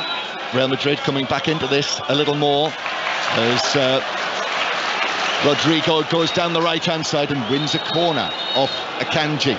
It's only going to take a goal, isn't it, from Madrid for absolute panic stations. Here's a strange substitution. Modric off. So Modric is off, and it's Rudiger who comes on to replace him. So that'll be Alaba to left back and Camavinga into midfield. Corner is taken short. Kroos gets it back, but Manchester City were alive to that. De Bruyne was able to block it, and then it's walloped away downfield by Haaland. De Bruyne chasing, but he's not going to get there. Camavinga will get there first. So Camavinga is going to be able to move into his favoured position in the midfield with that change. But for Modric to be substituted is surprising. Yeah, I mean, felt maybe Madrid had to make changes, but you would have thought their go-to playmaker would want to leave on the pitch for that moment of brilliance, moment of creativity. Not that he's got on the ball much this evening, but I don't think that's largely down to him. So it is Manchester City leading by 2-0. The WSL finished Arsenal 1-4-1 at Everton, and it is still West Ham 0, Chelsea 1. That is on Sport Extra, the commentary. Still Middlesbrough 0, Coventry City 1. Adrionians winning 1-0. And tomorrow night we'll have commentary on AZ against West Ham in the semi-final of the Europa Conference League. Manchester City still comfortable here, 3-1 on aggregate. But Real Madrid are able to get on the score sheet here tonight. It would have a very different complexion. Back it comes to Rodri. Rodri as Manchester City come forward. De Bruyne. Now to Bernardo Silva again. Bernardo Silva back to De Bruyne. De Bruyne turns near the right corner of the penalty area. Bernardo Silva into Gundogan. Gundogan challenge comes in from Alaba. Bounces away to Rudiger, who's able to clear it away. And then there's a foul on Vinicius on the far side. And a free kick to Real Madrid with 25 minutes to go, Chris. 25 minutes away from another Champions League final, Manchester City. Yeah, that's where they've been very good, actually. And they have given the ball away. De Bruyne actually making the foul there, but Madrid taking a free kick, 5 or 10 yards outside the box. A little bit of edginess. A little bit. But you know what's at stake with the next goal. If Madrid get it, then there'll be panic stations within the stadium. And the game's changed a little. Manchester City with this approach that they're taking. Real Madrid played forward towards Benzema, but it bounces off him, bounces back to Manchester City. And then Stones passes it away. Flick from Bernardo Silva. That was absolutely delightful into the path of De Bruyne. And De Bruyne now running strong. But the challengers come in. Camavinga it is, as well as Rudiger. And Camavinga gets up and takes the ball away. And Camavinga suddenly looks a different man playing in that central role. In it comes from the left-hand side. It runs all the way across the edge of the Manchester City penalty area, but into the path of Akanji. And the big Swiss can readjust and pass it away back to Bernardo Silva, who's had quite a night scoring the 2 goals. He's turned on the tricks, and that flick was a thing of great beauty. Gundogan, and back to Rodri. Gundogan again, and then Stones. That was a heavy touch. Real Madrid could be in business here. Vinicius taking it on. Stones racing back. Walker into the path of Benzema. Benzema rolls it all the way back for Kroos to hit the shot, but that's blocked by Gundogan. And Ederson sprints out of his penalty area to the left-hand side, gets there first, and then hits a long left-footed pass up towards Haaland, who nearly wins out against Militao, and eventually Camavinga comes in and the ball bounces away. There's been another goal in the West Ham Chelsea game. Nick Godwin. Pernilla Harder has made it 2-0 to Chelsea. We're 3 minutes into the second half. West Ham just couldn't get the ball out, and it fell to Harder, who drilled it low into the corner. Chelsea going top of the table if it stays like this. West Ham 0, Chelsea 2. 2-0 to Manchester City, 3-1 on aggregate. And Vinicius challenged by Rodri. Ball didn't fall for Haaland, so now Militao will take it on. Up against Rodri, who closes him down. Still the Brazilian central defender has it. gives it out to Carvajal on the right. Carvajal back to Valverde. Valverde square to Camavinga. Camavinga then rolls it out towards the left-hand side. Rodrigo is there. Rodrigo, little ball to Benzema, but in goes Rodri. Got a touch. He's prodded it away. And De Bruyne is off over the halfway line. Real Madrid struggling to get back. Haaland in the middle. De Bruyne's ball right across the penalty area, ahead of Haaland, but Militao did enough, just got something on it and cleared it into the full-back position. And what you would say is at that stage of the game now, we just over 20-25 minutes, whatever injury time they give us, is how does City finish the game off? We've seen out in the Bernabeu last year in the second leg, they kept going to try and score that next goal. They didn't need to. They're in the same situation now. Can they just sit tight, stay solid, and really stop Madrid from creating any chances? Yeah, I think that's why we've got the edginess, Shay. I'm edgy sitting here, if that's any. Yeah, that well, helps you. But like I say, in that semi-final last season, various points, Manchester City led 2-0, 3-1, 4-2, and then they led 5-3 on aggregate in added time at the end of the second leg. All 2 goals leads, which is what they've got right now, a year later in this semi-final. Here's a Kanji. And that clock seems to be moving quite slowly, doesn't it, for Manchester City? We've got the final quarter of the match to play. It's through to De Bruyne near the edge of the box. De Bruyne turns, gives it back to Gundogan. Gundogan now to Grealish. This is where City want it. Grealish against Carvajal, takes him on, goes for the byline, pulls it across. Carvajal came in with a challenge, and the two of them tumble over the white line again together. But there are no afters this time. Both get up, carry on. City win it back. Walker, ball runs down into the left back position. Bernardo Silva gets there, keeps it in play. Bernardo Silva now, Kroos comes across. He finds Rodri, and then Rodri back towards the centre circle. Pep Guardiola, all in black. That black polo neck, he must be getting hot under the collar with that on, Chris. It must be.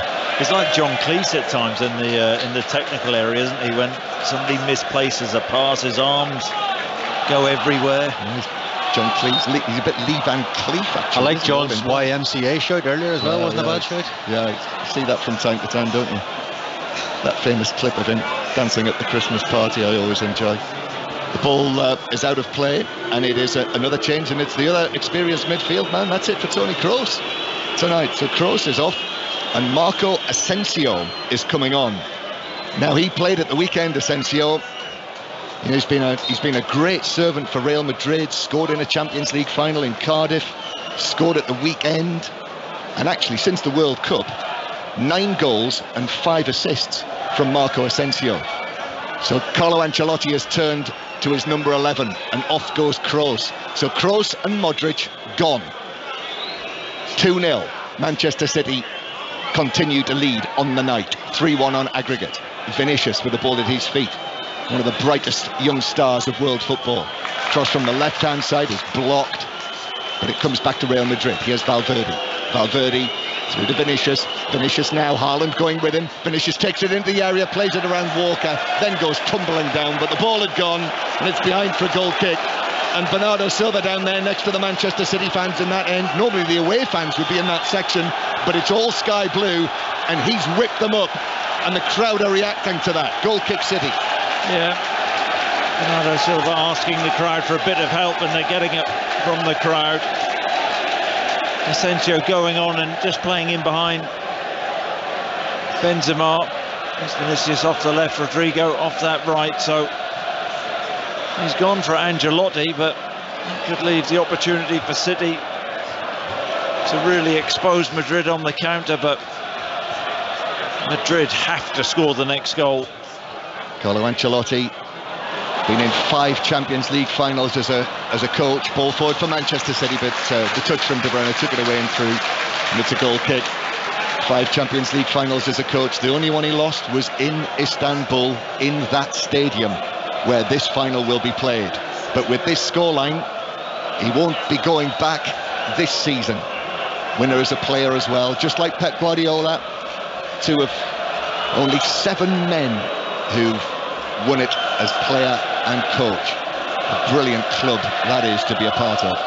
Ball forward for Real Madrid, but over the top of Benzema. And Manchester City have got it back, and this is part of that response. And this will help the edginess. And the City fans, many of them now standing up around the 3 tiers with the blue and white scarves above their heads. Grealish to Gundogan, middle of the Real Madrid half. Grealish might have just been caught there by Carvajal as the two of them tussled. Grealish reeled away. Bernardo Silva's got it on the right-hand side and goes back towards the halfway line. Edrionians have won. They've beaten Hamilton by 1-0 in that 7:30 kickoff. You've just switched on. It is still Middlesbrough 0, Coventry 1. So that is 1-0 on aggregate to Coventry. Here's Akanji. Haaland now into the box to Gundogan. Back heel. Haaland's in. Haaland to score. Oh, Courtois got a touch and it deflected up and it clipped the top of the bar and over the top. And another amazing save from Courtois to deny Haaland. I can't tell you how good the build-up play though was from City. Haaland into Gundogan. Gundogan so clever, takes one touch and a back heel to Haaland, who shifts the ball, quick feet onto his right foot, and Courtois throws himself at the ball. It looks like it's dipping in, comes off Courtois' left shin, Shay, and onto the bar. Brilliant save. Oh, it's a brilliant save. I mean, it's key moments and key games, and it's one of them big moments. Can Real Madrid react on the back of that? But it's a phenomenal save again from Courtois. Brilliant save. Remains 2-0. Corner is taken, and the referee's spotted an infringement. Sometimes, John, a save like that can change the game as well. It gives these players belief. It gives it, Real Madrid. We're still in this tie. We've still got a chance. Suddenly saves by Courtois can change a tie. The saves that he made, the incredible saves he made in the latter stages of the second leg last season in the Bernabeu. Still, just like then, Manchester City with this 2-goal advantage. 1-1 in the first leg, winning 2-0 tonight here in Manchester. And that's why the City players, Pep Guardiola, want this crowd to roar their team through to the final. Rodri does well, puts the challenge in on Benzema. And Guardiola there, he's standing there clapping above his head. Akanji takes it forward. Then back to Rodri again, now to Gundogan on the left-hand side. 15 minutes to play, 15 minutes of the 90. That's how close Manchester City are to Istanbul. Yeah, but Asensio's gone on for Madrid, but hasn't really pressed the ball. So City, since he's come on, have had pretty comfortable possession, popping the ball around. Grealish on the ball now. Gundogan to Grealish, and Camavinga's put the challenge in, and Camavinga clipped his heels, and that's the yellow card out for Camavinga. Grealish has stayed down. Carvajal, very thoughtfully, Carvajal has come across to help Grealish to his feet. But it's a free kick to City on the left-hand side. Free kick. Do you know what? To see this game through, what City need is players who are brave on the ball. And that's what Jack Grealish is. Just drawing the foul, keeping the ball. City can run the clock down. We are now into the last 15 minutes. 2-0 on the night. Pep Guardiola has walked all the way out of his coaching area, 20 yards, and the fourth official, Istvan Kovac, has walked after him. De Bruyne with a free kick, glancing header, it's deflected. Akanji got his head to it. It took a big deflection in, and that's the third goal that Manchester City and the Etihad Stadium wanted. That should do it. Surely that'll do it. 3-0 on the night, 4-1 on aggregate, and Manchester City now, they are bound for Istanbul unless Real Madrid can pull something incredible out of the bag. But it certainly doesn't look like this team will tonight. 3-0 on the night, 4-1 on aggregate. Well, Madrid have been absolutely mauled this evening. It's a simple free kick from the left-hand side. It's floated in from De Bruyne. I think there's the slightest touch from Akanji onto Militao. So whether this will go down as an own goal or not, Pep Guardiola, he won't care. Off Militao's right thigh. Courtois wrong-footed. I think that's game, set and match. Not even the mighty Madrid can come back from this, but Manchester City, they've just been too good. Carlo Ancelotti asking for VAR, but not even VAR is going to save Madrid tonight, Shay. Well, the referee's got his hand to his ear. He's checking the offside. I think that's the only thing that can maybe save Real Madrid here. But no, there we go. The goal's been given. But what I did see on the wide free kick when Kevin De Bruyne, they were very deep, Madrid, on the wide free kick, and it looked really peculiar, really deep, and it takes any touch off a forward or a defender like Militao when it's gone in the back of the net. Well, in the stadium they're giving it to Akanji, but I think UEFA have given it as a Militao own goal. In fact, yes, it's just come up. UEFA are saying it's an own goal from Militao, but whatever it is, it ended up in the back of the net, and that should do it. Yeah, I think, well, of course it should, and I think there may have been a Manchester City player touch and go, whether they were in an offside position, but not Akanji. No, and Akanji flicked the ball on, and Militao, I think, sorry John, I think what Man City have to be careful now, because Real Madrid players look like they're losing their head a bit and they're getting kicked about. Jack Grealish is getting wound up. Yes, the last thing you want to do is get sent off now in the lateral stages. Keep your heads, get to the final. Because this would cost you a place in the final if you're red carded now. And I think they're reminding him that it was all getting very lively here. Manchester City supporters now doing the Poznan. I think they did this back in your time. I played in that game actually when the Poznan, in the European competition for Man City, and it was the first time we've seen the Poznan, and the Man City fans brought that onto their game, so we've seen it for the first time tonight. Where it all started, Shea Gibbon was there. It is Gundogan who's coming off, and I think possibly now Pep Guardiola thinking of Istanbul, because Gundogan is on a yellow card in this match. So the captain, certainly the way that he's been playing recently, as Kyle Walker said yesterday, he's like prime Zidane. So they don't want to lose him. And Riyad Mahrez is going to come on for a taste of the semi-final here. And also, Real Madrid are going to make, Carlo Ancelotti's going to make a triple change. So Camavinga is coming off, and Ceballos is coming on, the former Arsenal man. Well, I keep tabs on this, Chris. Have a word about Gundogan. Yeah, I mean, what a phenomenal couple of months he's had. Scored some really important goals. Is an excellent player, can play in any of those positions in the midfield area.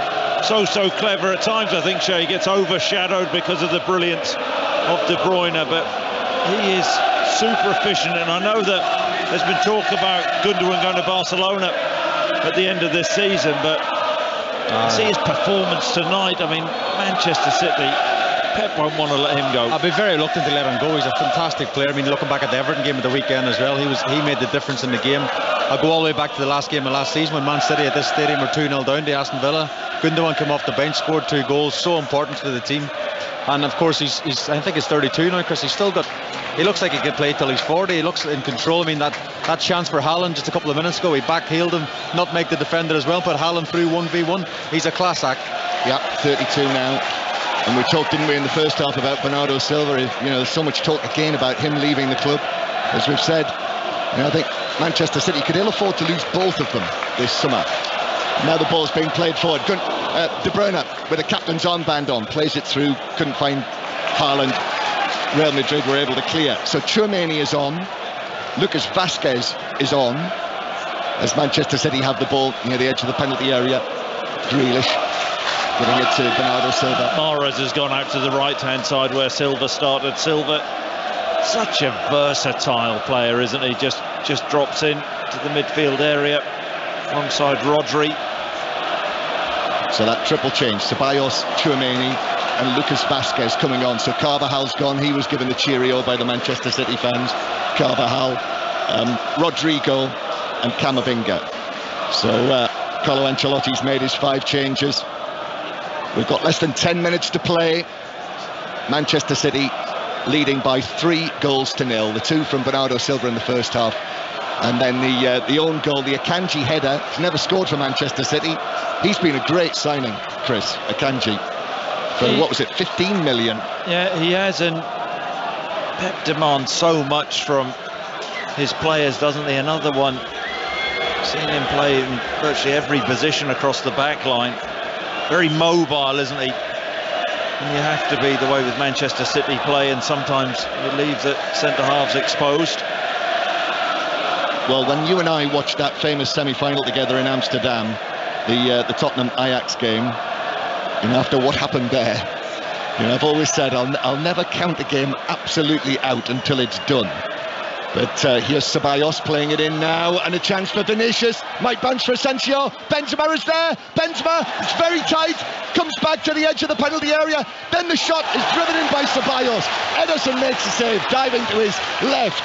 And Real Madrid can't find a way through the Manchester City defence. Benzema again on the right-hand side. He's not given it up yet. Real Madrid have not given it up yet. Carlo Ancelotti stands with his hand on his hip near the halfway line. Phil Foden's going to come on next for Manchester City. And back it comes to the halfway line again to Ceballos. Ceballos is away from Mahrez. And then centrally, Ceballos gets it back. Valverde out to the left-hand side. Vinicius with a cross towards the penalty spot, but that's cleared away by Diaz. And then it bounces back for Real Madrid again with 6 minutes to play. 6 minutes now for Manchester City to see this through. And free kick is given Manchester City's way. Opportunities there for Madrid. I think Ederson, there was a good save in there. But the ball wouldn't just break. Benzema nearly bundling the ball home, but Kevin De Bruyne is being substituted. Well, there was a strange moment in the second half when Pep Guardiola had a right to do with him, but now Guardiola comes across and everything's all right now. Oh, it's big hugs. It's a big hug. It's a love-hate relationship. It's a love-hate relationship. It is, yeah. Sometimes, though, they're the ones that work. Now, just going back to Ederson there, John, 2 brilliant saves. Actually, I think one he was on the floor and he somehow managed to get a block on it. He turned into an octopus, it seemed, on the ground and made a block and then got back up and made a second save. So he's made some big saves tonight as well. 3-0 on the night, 4-1 on aggregate. Real Madrid trying to move it. Bernardo Silva's just clipped the heels of Asensio. Let's go back to West Ham, Chelsea, Nick Godwin. 3-0 to Chelsea. Sophie Ingle has headed the ball in after the initial shot was pushed onto the crossbar. They're in complete control and they're going top of the WSL. It's West Ham 0, Chelsea 3. That's on Sports Extra. Ball out of play for a throw to Manchester City. Enjoy that, John. Turned into an octopus from Shea. We've heard all sorts tonight, haven't we? We've heard all sorts. John's a medical expert. Suddenly compared himself to Bernardo Silva and the goalkeeper's turned into an octopus. Yeah. As a medical expert, I know it's not possible to grow 4 extra limbs. There's Bernardo Silva playing the ball out to the right-hand side. And Kyle Walker has now taken over the captain's armband. He did say yesterday, I'm one of the captains of Manchester City. And it looks as though... How many have they got? I think they've got about 5, Chris. It's the continental way of doing things, isn't it? Kanji turning it back to Ederson, who uses one of his limbs, his left leg, to clear it towards the halfway line. Into the last 5 minutes now. Don't want to tempt fate, but it feels like Manchester City are going to be there in Istanbul. You'll hear it with us on 5 Live. Make a date, Saturday the 10th of June. Sadly for Carlo Ancelotti, I think he'll be spending his 64th birthday with his family and friends rather than in Istanbul. You can listen to 5 Live if he wants. He could do on BBC Sounds. Here's Foden bringing the ball in from the right-hand side back to Stones. Foden, who came on for Kevin De Bruyne. And now Grealish on the left-hand side. Carvajal's gone, so he's got a new opponent in Lucas Vazquez. Bernardo Silva. A buoyant atmosphere now around the stadium. Grealish with the ball in the right-back position. Grealish is able to give it back to John Stones. What an incredible footballer John Stones is. And just stepping into midfield and popping the ball around. You've got to be so aware to do that, then drop into the back 4. He looks born for it, doesn't he? This role that he's playing. And it was said, wasn't it, from his early days, really, in his early days at Everton, that he could be capable of doing that. But under Pep Guardiola, and it feels like that move, to move John Stones into that position, was really the trigger point for this brilliant run of form that Manchester City are on right now as they head towards the treble. which will very much be on tonight. FA Cup final to play, the Manchester final. 3 points, maximum 3 points needed. They might clinch the Premier League this weekend. And now, just a few minutes away from claiming their place in only their second Champions League final. Ball up towards the halfway line. Mahrez is there, does well. And then Rodri, back to Walker. Walker finds Grealish near the centre circle. Very much one of Manchester City's men of the season, Jack Grealish. He's turned himself into a regular starter. And here's Mahrez, who very often can't get into the team for the big games. Mahrez on the right, even though he continues to score goals and set up goals. Mahrez. There'll be some competition for that place in that final against Inter, when clearly Manchester City will be overwhelming favourites against Simone Inzaghi's team. Manchester City knocking it around. I think Real Madrid, I think Carlo Ancelotti knows the game is up.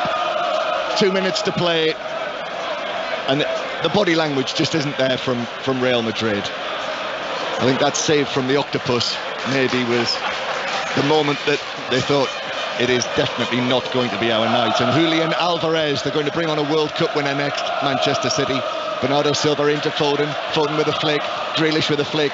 Foden couldn't get there, and Lucas Vazquez is able to find goalkeeper Courtois. And if you think about the saves that Courtois has made tonight as well, you know, it is 3-0.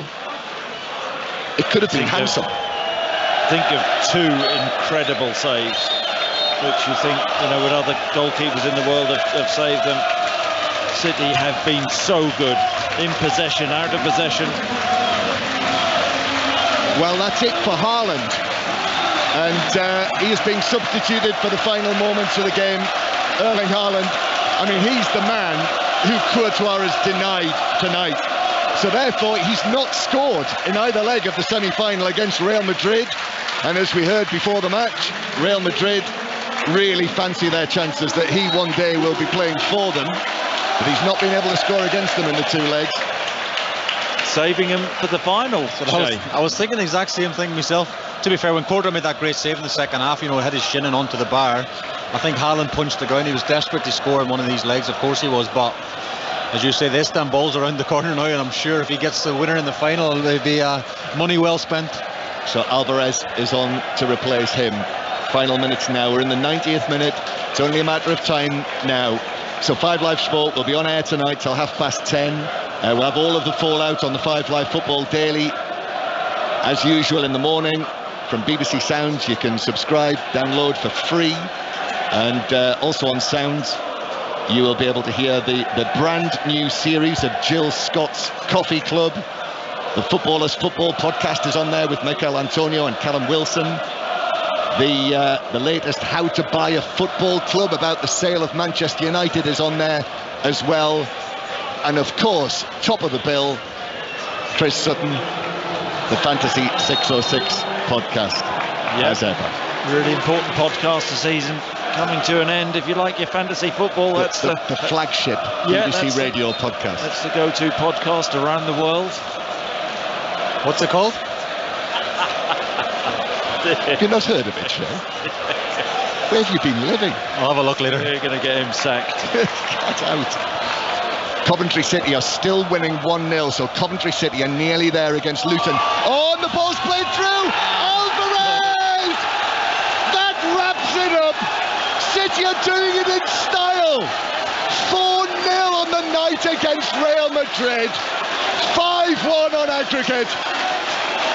And Manchester City are waltzing all the way to Istanbul. That puts the seal on it. This brilliant team on this brilliant run, and this in a semi-final, a brilliant result against the defending champions, the record winners, Real Madrid, and it's Manchester City's World Cup winner, Julian Alvarez, who got the final touch to make it 4-0. What a pass from Foden, though. That's the City bench, John. Foden to Alvarez. Foden takes a beautiful first touch and then just waits the ball to Alvarez, who makes a run in behind the Madrid back line. He steadies himself, looks up, Courtois makes an attempt to save the ball. He just passes it into the net. It's all about Foden, that, Shay. Yeah. That is incredible. Foden, absolutely brilliant. The weight of the pass as well was just perfect for Alvarez to go and hit it first time, but he actually put a bit of disguise on the pass as well. He looked the wrong way, and it's a fantastic ball by Foden. And again, as you say, Chris, them two off the bench, Foden and of course Alvarez with the finish. That's the strength and depth this City squad have. It's absolutely brilliant.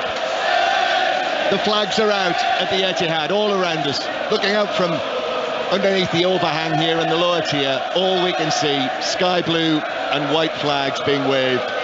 And it's a festival scene now. The Real Madrid supporters up in their corner. They've won it 14 times, but they won't be making it 15.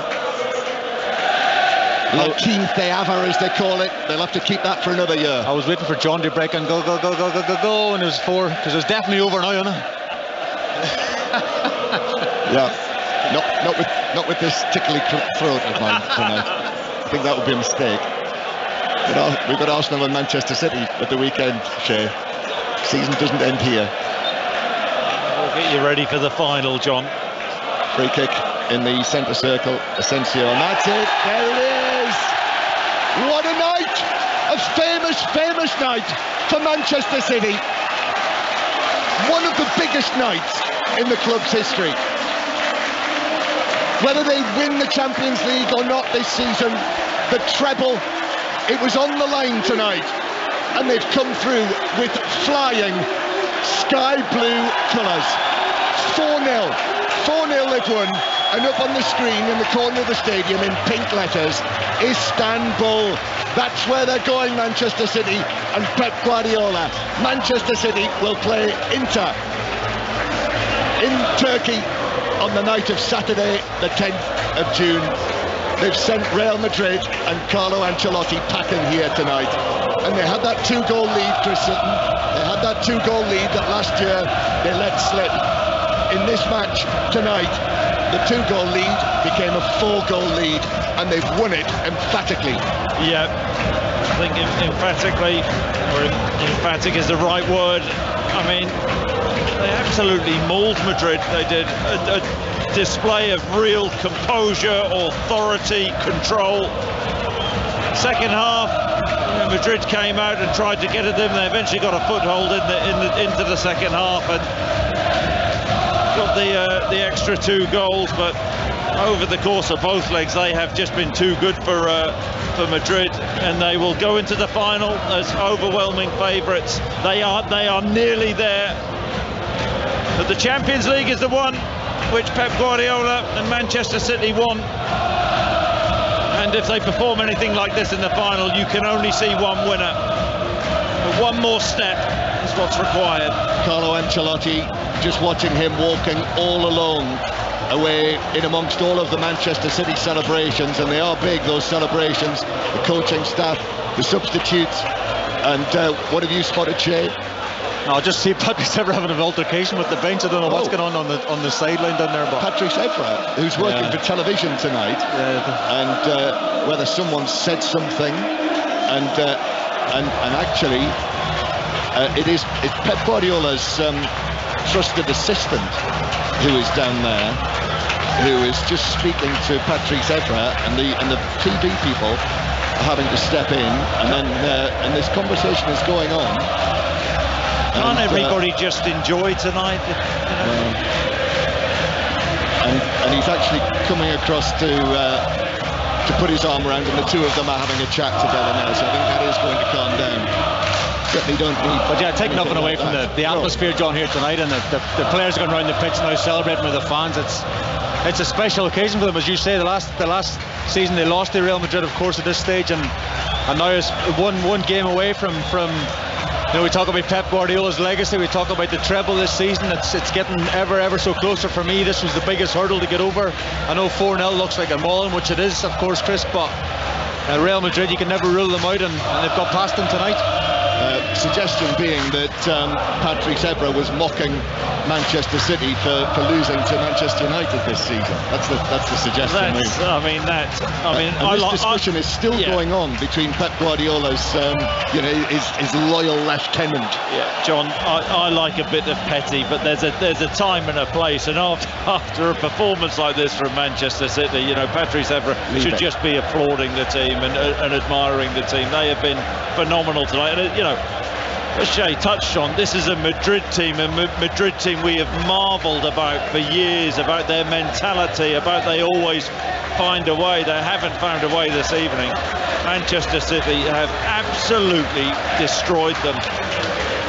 And they're having a lap of honour here, a lap of honour to lap it all up after a 4-0 win against Real Madrid. They'll talk about this in the Manchester City bars and clubs all over the world forever. 2 goals from Bernardo Silva, the Akanji header that went in off Militao, and then Julian Alvarez scoring late on to make it 4-0 on the night and 5-1 on aggregate. And it is Manchester City against Inter. And Mark Chapman's here with us on 5 Live. And there are very few City fans who have left at the moment. They are all here, and they will be saying for many, many years to come, I was there the night we destroyed Real Madrid, the European champions, 4-0 at the Etihad. The majority of City players have completed their lap of honour, apart from Phil Foden, Jack Grealish and Kyle Walker, who've just been manhandled by Micah in the corner, because that's the first TV desk that they come to. So Micah's like rent-a-hug down there. He's grabbed hold of De Bruyne as well. Yeah, Patrice Evra, he is not. No. Every City player that goes past Micah's right in the middle of it and hugging them. And the City players, the ones that aren't over there being interviewed, and the coaching staff stay at the mouth of the tunnel, and in fact now they move back towards the centre circle as Blue Moon rings out around the Etihad. And again, very few people have left it. There are a few empty seats on the far side, but certainly in front of us, away to our right and away to our left, the ends are full, and the City players are making their way to the centre circle to have a dance actually with the fans. And this is a special night here, Shay. Oh, definitely. I mean, you say they might be milking it, but this doesn't happen every season. We're watching a squad, we're watching a manager of the highest quality, and these guys and the backroom staff and all, and they deserve to be in the final. They've worked so hard to get to this position, chappers, and of course you're going to take... Why wouldn't you? I can't imagine why anybody would say they're milking it. But if they do say that, why wouldn't you milk it? Of course, I'd be like Forrest Gump running out the exit down the main road, and everything would be like, of course you'd milk it. You're getting to the final against Inter Milan, and you'll be big favourites for to pick it up now as well. And Istanbul is only a few weeks away. There'll be a huge excitement around everything Man City do in the next few weeks. That, John, and we'll reflect more on it after 10, and this is where I am not taking the mick about your historical knowledge. That must be one of the great, if not the greatest performance by an English side, certainly in the Champions League at this stage. I think, given as well what happened in the semi-final last season, and we've talked about how much are City better, and in fact I asked Pep Guardiola that question before the first leg, and he says not much. He said there's still not, there's not much difference to this season from last season, but they do have a 52-goal man, but they did it without his goals tonight. Courtois, in brilliant form, but I think in the context of that, to beat Real Madrid, who all the way through the history of this great competition, Real Madrid won it 5 times in the last 9 seasons, and all of that team, serial winners of this competition time and time again.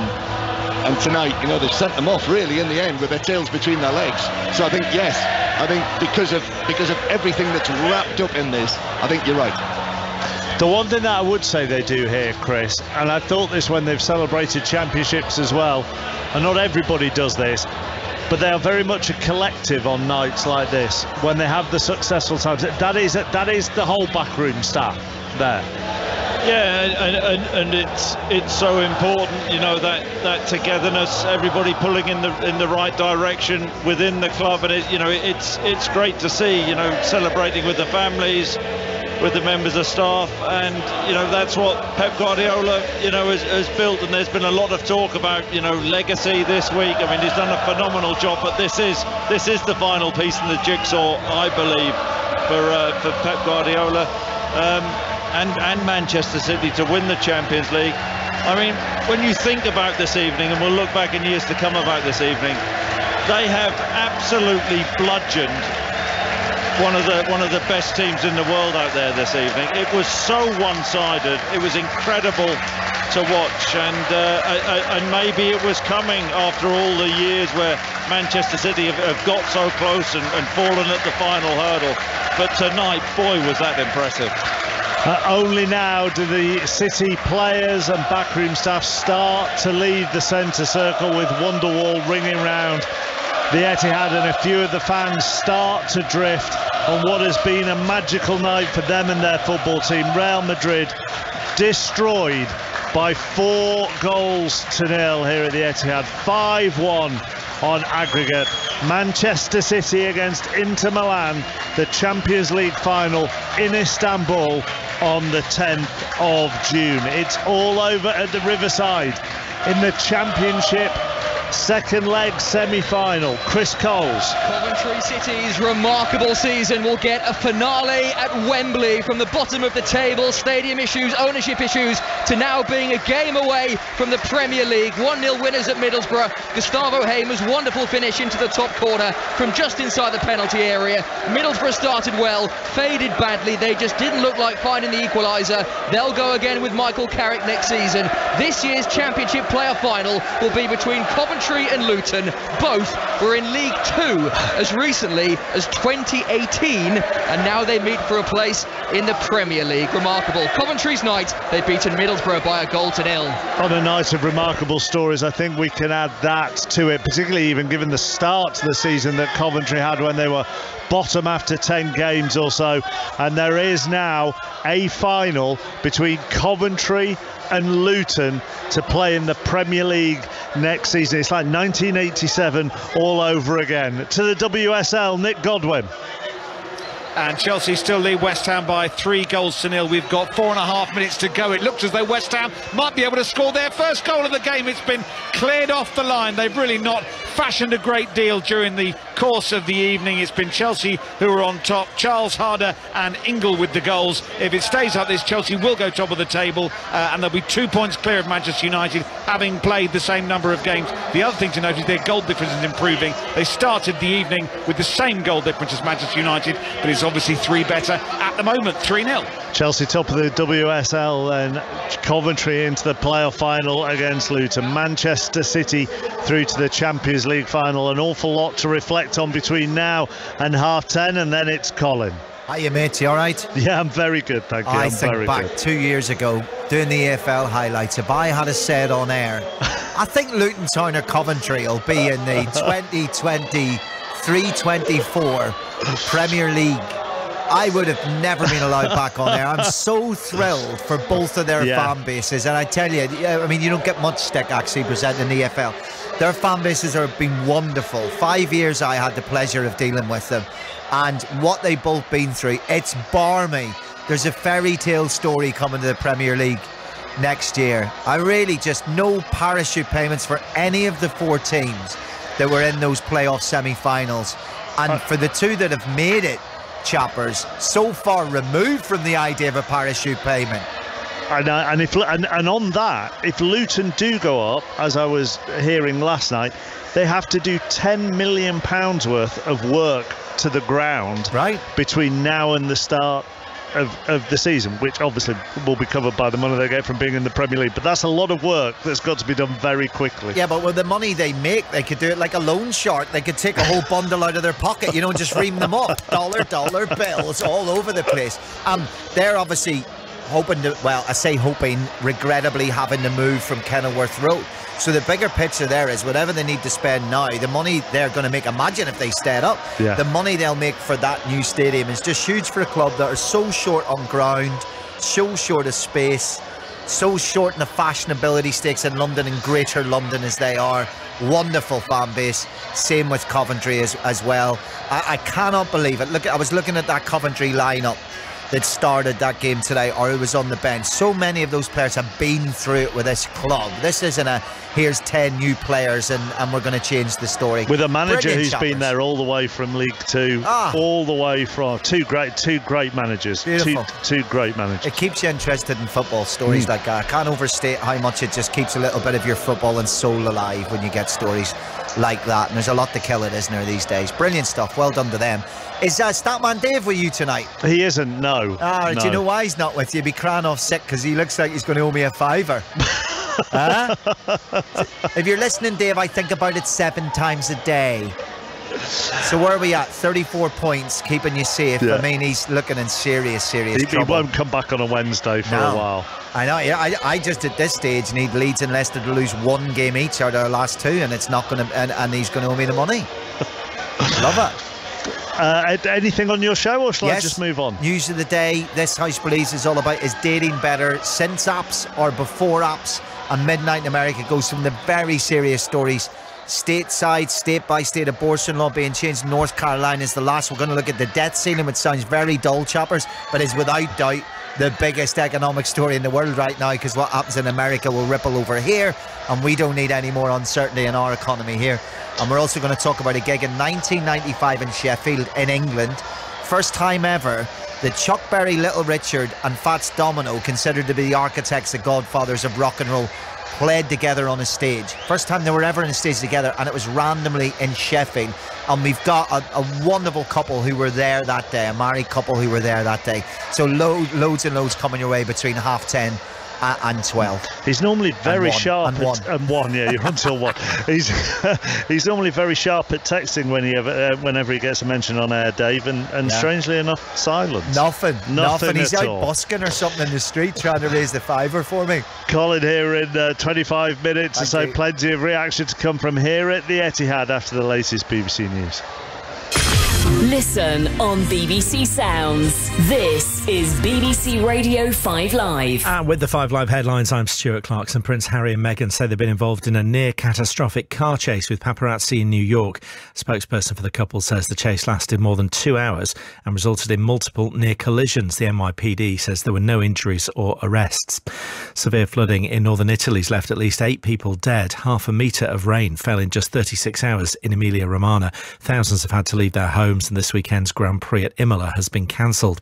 Global warming is predicted by scientists to break the crucial 1.5 degree threshold for the first time in the next few years. It's likely the target will be passed by 2027.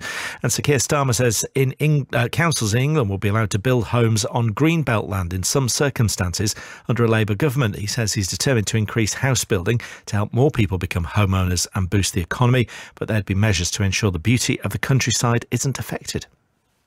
This is 5 Live, your football station. The UEFA Champions League. With Mark Chapman. So here at the Etihad then, Manchester City are into the Champions League final. They have thrashed Real Madrid 4-0 and will play Inter Milan in Istanbul on the 10th of June. There will be City fans leaving the Etihad with their car radios on, wanting to drink in every single detail and opinion of what's coming in the next 20 minutes, starting with John Murray. Well, it was on the line tonight for Manchester City to be still in with a chance of winning the Champions League for the first time, to win the treble, and the scoreline tells its own story. 4-0. A night that will be talked about forever at this club. City's first half was terrific, and despite the saves of Courtois, they scored the minimum 2 goals they deserved, both from Bernardo Silva. The first after a sumptuous pass from De Bruyne, the second a cute header that dropped in after cleverness from Grealish and Gundogan. There was edginess in the second half. City repeatedly lost 2-goal leads in last season's semi-final against Real Madrid, but when Akanji's header deflected in off Militao in the 78th minute, they were nearly there. And they certainly were when substitutes Foden and Alvarez combined for the Argentine to score and send the defending champions and record winners out and City to Istanbul. That's the voice of a man who's enjoyed the evening. Yes, It's a little bit croaky, isn't it? Again, yeah. Memories of the World Cup coming flooding back to me. So Chris Sutton, Shay Given, Guillaume Balaguer are with us. I mean, that is simply, Shay, one of the greatest nights in Manchester City's history. Oh, for sure. I mean, the job that, as I say, we've spoken about Pep for the last 7 years since he's been at the club, but I think tonight is probably the pinnacle of all that. I think there's a realisation around the stadium, and I suppose fans on the way home as well tonight will be like, this is our year. We're going to Istanbul, and on the 10th of June we're going to win the Champions League. I know it's not as simple as that, and I know. Well, I went to Porto a few years back when they played Chelsea in the final, and I thought that was their year, and of course Pep overthought maybe the final and didn't play a 6, and I don't want to bore you all up, but at the same time, it's not done till it's done. You did say before the game the winners of this. Just all right, then I'm going to. All right, I'm going to stick with it, Chris. They might as well get the trophies here tonight. They might as well give it to them now. Sure, get the fans back in. Every facet of the game, Chris, they dominated with and without the ball. And I was watching the second half. I was thinking, post-match we'll talk about this player, and then another player does something. I thought, well, actually, maybe we should talk about that player. And really, you could talk about all 11 tonight, couldn't you? And more, actually, when you consider what the subs did. Absolutely. It's interesting over these 2 games against Madrid. You'd say that the player who hasn't performed to maybe the level which you would expect has probably been Erling Haaland, and that would be it. And that would also be nitpicking, wouldn't it? Yeah, and it would be. And you just think, well, he's destined to have a big say in the final. But they are the complete team, aren't they, really? You think, in possession of the ball, but it's sort of not more admiration, but how organised they are when they lose the ball, and how sort of mobile they are in terms of winning it back, and that hunger's there, the organisation is there. Stones just has caught my eye all evening, the way his decision making, when to drift into midfield and make that extra number up. Kyle Walker, we talked about that battle. I mean, John's mate before the game said Antonio said that he saw it in Vinicius's eyes. He may be regretting that statement, because Kyle Walker had him in his pocket. He really did. Vinicius, barely got a kick. We're used to seeing Manchester City smash teams in England in the Premier League, 4s, 5s, and 6s. But this was Real Madrid this evening. I mean, that's incredible what happened. You said, Guillaume, at half time, when it was 2-0 at half time, that this is the greatest team that Pep Guardiola has built, including his time at Bayern and Barca. And I'm glad that the second half confirmed that in a way. I think with the display we've just seen, it would have been a shame if the result didn't reflect it. So 4-0 tells you what has happened. It could have been even worse than that. I will go as far as say there's one of the best team performances I've ever seen. Brazil, Germany, the 7-1, the 5-0 of Barcelona, Pep Guardiola against the Real Madrid of Jose Mourinho. There was a final, intercontinental final, Santos-Barcelona, was amazing as well. Put it there, one of the top 10 performances ever. And it is so difficult, and these 2 guys will tell you, of course, to have 11 players that think exactly the same, that perform following an idea, a leader that actually will just themselves add their personality, because this team not only has got a way of playing now, they have a huge amount of personality. There was anger from Manchester City in the first half, especially. It's like, we'll show you, and we'll beat you. And then after 2-0, it was like, not only we'll beat you, we'll kill you. And after 3-0, it's like, we haven't finished with you. And this was what we've seen today, historic in so many levels. Well, also anger in a good way amongst themselves as well, Shay. I mean, we watched Kevin De Bruyne in front of us when Pep Guardiola berated him. Kevin De Bruyne gave it back. Yeah, what you'd say is De Bruyne is a winner, Pep Guardiola is a winner. I don't know, I can't even remember what happened, if it was a stray pass or it was just purely Pep was giving him instructions that he didn't agree with or whatever. But obviously we know Kevin De Bruyne plays on the edge as well, in a sense, mentally as well, and he's had a snipe back, and then they've kicking off as if they were 4-0 down at one point. But that just shows you, what it means for them to get through the tie, to win the game. One of the standout moments for me as well was when second half, when Real Madrid looked like they were pushing at 2-0 and they were looking to get back into the game. Jack Grealish got the ball, and instead of going on attack, he actually put his foot on it kept the ball, just slowed the pace of the down, and Pep probably give a bigger clap for that than some of the goals. He blew kisses at him. He blew kisses for him slowing it down. But again, John mentioned about Jack Grealish this year compared to last year. He's a different player, but again, he's more experienced. He's played in the big ties now, and that experience in European competition as well. They don't have to attack again. We've seen it at the Bernabeu last year in the second leg. They went the 88th minute still in the attack. They don't have to do that. Slow the game down, control the game, and it was the perfect performance from Man City. And actually, I'm thinking of another one. Gundogan and Rodri. Did you see the argument they had on the pitch? It was 3-0 at the time, I think. And this is the culture that has been created at Manchester City. And it is a shame that Gundogan is thinking of leaving. And maybe after this he will just change his mind, because you don't reach this high level of performance that easily. So you are here now, you know that everybody's biting, you know that if you make a mistake somebody will tell you off. You don't need the manager to do that. He's not the only leader that there is now. That's the big change for Manchester City from the last 2 or 3 years. There is leaders on the pitch as well. All that put together is so difficult to get, so Gundogan should stay. Surely if you're Gundogan, why would you want to go anywhere else? And I know, money is a big thing in life, etc., etc., etc. But why on earth, at 32 years old, when he has the status that he has here, and he is playing the football that he is, I mean, you two will be best placed to answer the question on this. Why would a footballer look for pastures new? Why would a footballer want to move from Manchester, where it rains a lot, to Barcelona, where it's sunny? Come on, don't you come down He's got with the rest of his life to live in the sun. You are better than that, and you've been staying here for the last 3 days, and it's been sunny the whole time. Not that actually, you bring sunshine with you. Can I help you with that? Can you hit him? Yes, No. I was actually going to help you, because it's not just that it's Barcelona. It's a Barcelona that needs that kind of player. So he's going in to be, we say, instead of the tail of a lion, you're going to be the head of a rat. Doesn't fully work, but you know what I'm saying. To go to a smaller, I need to write that down. A smaller team and be the leader. Maybe he's fed up of actually not having the space that he wants and the minutes that he wants. He doesn't look fed up, Gail. But he doesn't look fed up. I think it comes down to his contract. I think he's been offered a year supposedly at Manchester City, and I think Barcelona maybe 2 years. But I think his performance chappers in recent weeks, give him a 2-year contract. We look at Modric, he's 37 years of age, still playing semi-final of Champions League. He's got 5 years of Modric. I would give him 2 years all day long. That's great knowledge. That is. What is? With that contract stuff. I mean, I spoke to Cheeky there about an hour before you got here, Chris, because you were stuck on a taxi in this wonderful city of Manchester. But that's another story. It's called research, Chris. And that's what Shea seems to do when he's with us. I always knew when he came to Blackburn many years ago that he was well connected, and he's proven that tonight with knowledge like that. It's incredible, unbelievable. I think your time together at Blackburn is probably a different podcast, really, than this as we reflect on Manchester City beating Real Madrid.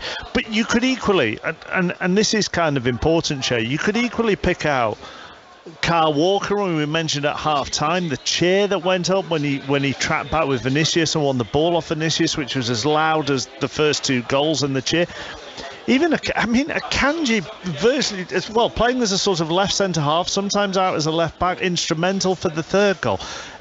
There isn't a player that you couldn't spend 5 or 10 minutes talking about tonight. No, and again, but I think that comes from the manager, the man in charge. We look at John Stones again, a brilliant, probably gets overlooked in the headlines with De Bruyne and Haaland and Grealish and all the players, but John Stones playing centre midfield as if he played there all his life. You mentioned again that Walker thing in the first half. Vinicius is their best player. That was a cheer when around there. They had like a goal winning because Kyle Walker was brilliant defensively tonight, and as Chris says, didn't give Vinicius a sniff. But you go around Akanji, I thought was bought as a squad player. He plays every game and plays in the big games as well. It just shows again the recruitment. I know Man City get a lot of stick over the years with buying all the top players, but they have bought some great players as well for not massive money as well. So you got to give the people upstairs that I know really well, Chris, some credit as well. 72% possession for City in the first half, 776 touches overall. 39 of those touches were in the opposition box. It took Real Madrid over half an hour to play a successful pass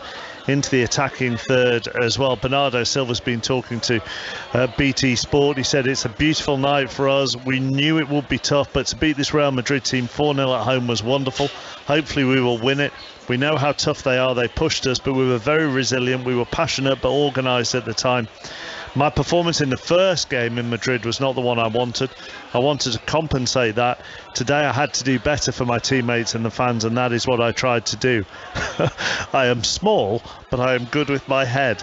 His second goal being a header. I mean, important that he started tonight, Shay.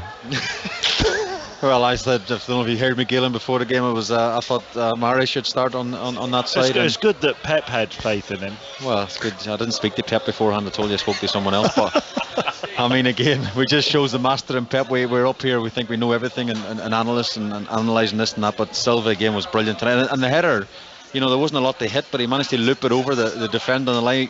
If it had been Chris Sutton, he probably would have took a touch and another touch, and then it would have been too late. But not Silva. He picked the right moment to just get the deftest of touch on the header. The common consensus was that was the game they had to win, and then the treble is theirs, John. Well, if you think what they've done in this tournament, in the knockout stages, yes, I mean, they're unbeaten in the tournament. The fact that, you know, they got the 1-1 draw in Leipzig in the last 16, 7-0 here in the next round, beat Bayern Munich 3-0. So they've beaten Bayern Munich 3-0 and Real Madrid 4-0 in their home matches. That wasn't the question I asked, though. I asked about the treble, and you seemed to just talk me through their Champions League campaign as if you were avoiding the question. So it's another step closer to the treble. Chris, would you like to expand? They will not be thinking their fans like that. Will. Yeah, but the players won't, and they can't think like that. They haven't got to. They will be thinking of the treble now, surely.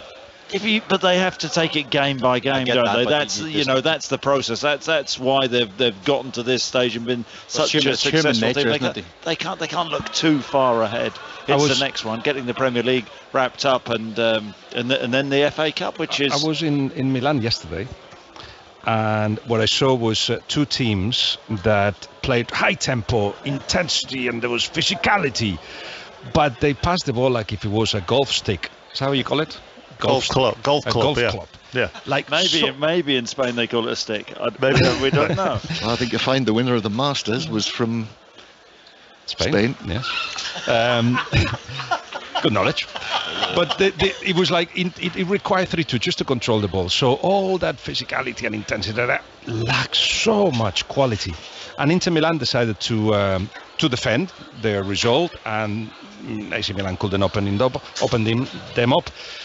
What I'm trying to say is that miles away from these two teams, miles away. It's the first conversation you and I had tonight, wasn't it? And when you said to me, having just arrived fresh from Milan, they've got no chance. Yeah, but I don't like all this chat, you see, because we've thought that about Manchester City when they played Lyon, for example. I think Lyon were 6th or 7th in Ligue 1, weren't they? And Monaco, and Champions League final, end of the season. But this is different, though, isn't it? Yeah. But anything can happen. A daft red card, refereeing error.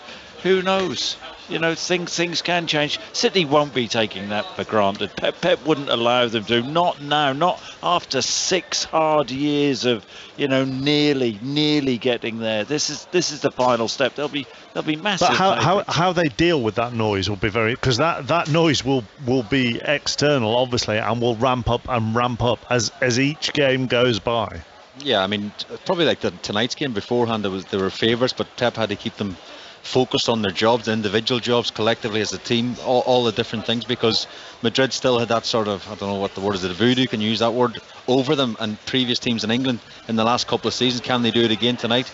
So now Pep's got to keep the lid on things for the final. Obviously they've got Chelsea here at the weekend. They can win the Premier League on Sunday here, and then of course they've got Man United waiting the FA Cup final as well. But they just got to, as Chris probably said, rightly, first thing he said rightly all night, but he said they have to take each game as it comes, and the next game's Chelsea. We've had octopuses and voodoos tonight. I remember talking to Pep on the second season that he was in England, and he said he saw that some referee decisions weren't helping them, that some of the signings weren't working just yet, beginning of the season, and he said we have to, feeling perhaps a little bit paranoid that the authorities weren't helping City as well with the scheduling, etc. He felt that he had to create enough football and enough quality for accidents not to matter. and that's where Manchester City are right now. You say, Chris, yeah, how about if the referee or they consider a goal at the big? It's just this City. It just doesn't matter. They're well beyond that. Have you been able to gauge the reaction from Madrid yet on your phone? Yes, a little bit. And what is it? First of all, celebrations in Barcelona as if it was a second league title. That's the first reaction I got. In Madrid, because there is no excuse today, it will be the admission of defeat, and also it will be the explanation that this is a transitional era, that there are young players. They will try to find an excuse. They're very, very good at creating a narrative that's good enough that we all buy it. Like last season, Real Madrid, and they great, and the magic of the Bernabeu, and all that. When actually, in fact, last season was the same as this season. They weren't good enough. They just managed to create a bunch of miracles. And right now, what happens next is that I was calling Real Madrid today the last of the Mohicans. Right, we don't have a Spanish team now that can compete with the best. We haven't. And Real Madrid can't either. You cannot produce miracles all the time. So what is the left? And what there is left is a league that is not competitive enough, that haven't got enough quality, haven't got enough money to compete with the Premier League. And we're going to have to reinvent ourselves, both coaching-wise and as clubs as well, and as league. So really, Barcelona shouldn't be celebrating, really, because actually, and fans will always celebrate their big rivals losing, I get that. But the bigger picture is actually, this is worrying for La Liga. That will be for tomorrow's discussion. Yeah. Pep Guardiola just won and beat Real Madrid, and he humiliated, that's the word that's been used by the Catalan media this evening, humiliated Real Madrid, and I think you can call it that. But yeah, there is another discussion to be had. Money's been raised, the league is got less debt than ever, but if a player comes out and is a little bit good, the Premier League takes him away, and then it's just a matter of how you reinvent yourself. And I don't think we've been humble enough to say, you know what, we're not humble, we're not good enough, because Real Madrid keeps winning Champions League and confusing us. Mm-hmm. But we've had this conversation as well about Ancelotti at the start of the night, and we had Antonio Meana on before the match, and actually virtually the last thing Antonio said was, for Ancelotti, if they do something like lose 4-0 tonight, then that's probably it. Even though won the Club World Cup, Super Cup, won the Copa del Rey, but 4-0 in the Champions League semi-final. It had to be something like that, because the plan is for him to stay put. Real Madrid, as always, 6 months before the end of the season, had spoken to two managers with the idea of taking over in case Ancelotti wasn't doing well, and he wasn't doing well in the league. All of a sudden, he finds himself in the semi-finals of the Champions League, and Florentino Perez says, you know what, he's staying. One of the managers that Florentino was talking to is about to take a job in London, so that is too late to actually go and get the one that you want. So Ancelotti may have to stay without convincing the decision makers at Real Madrid. I mean, the display today and in the league as well, not good enough.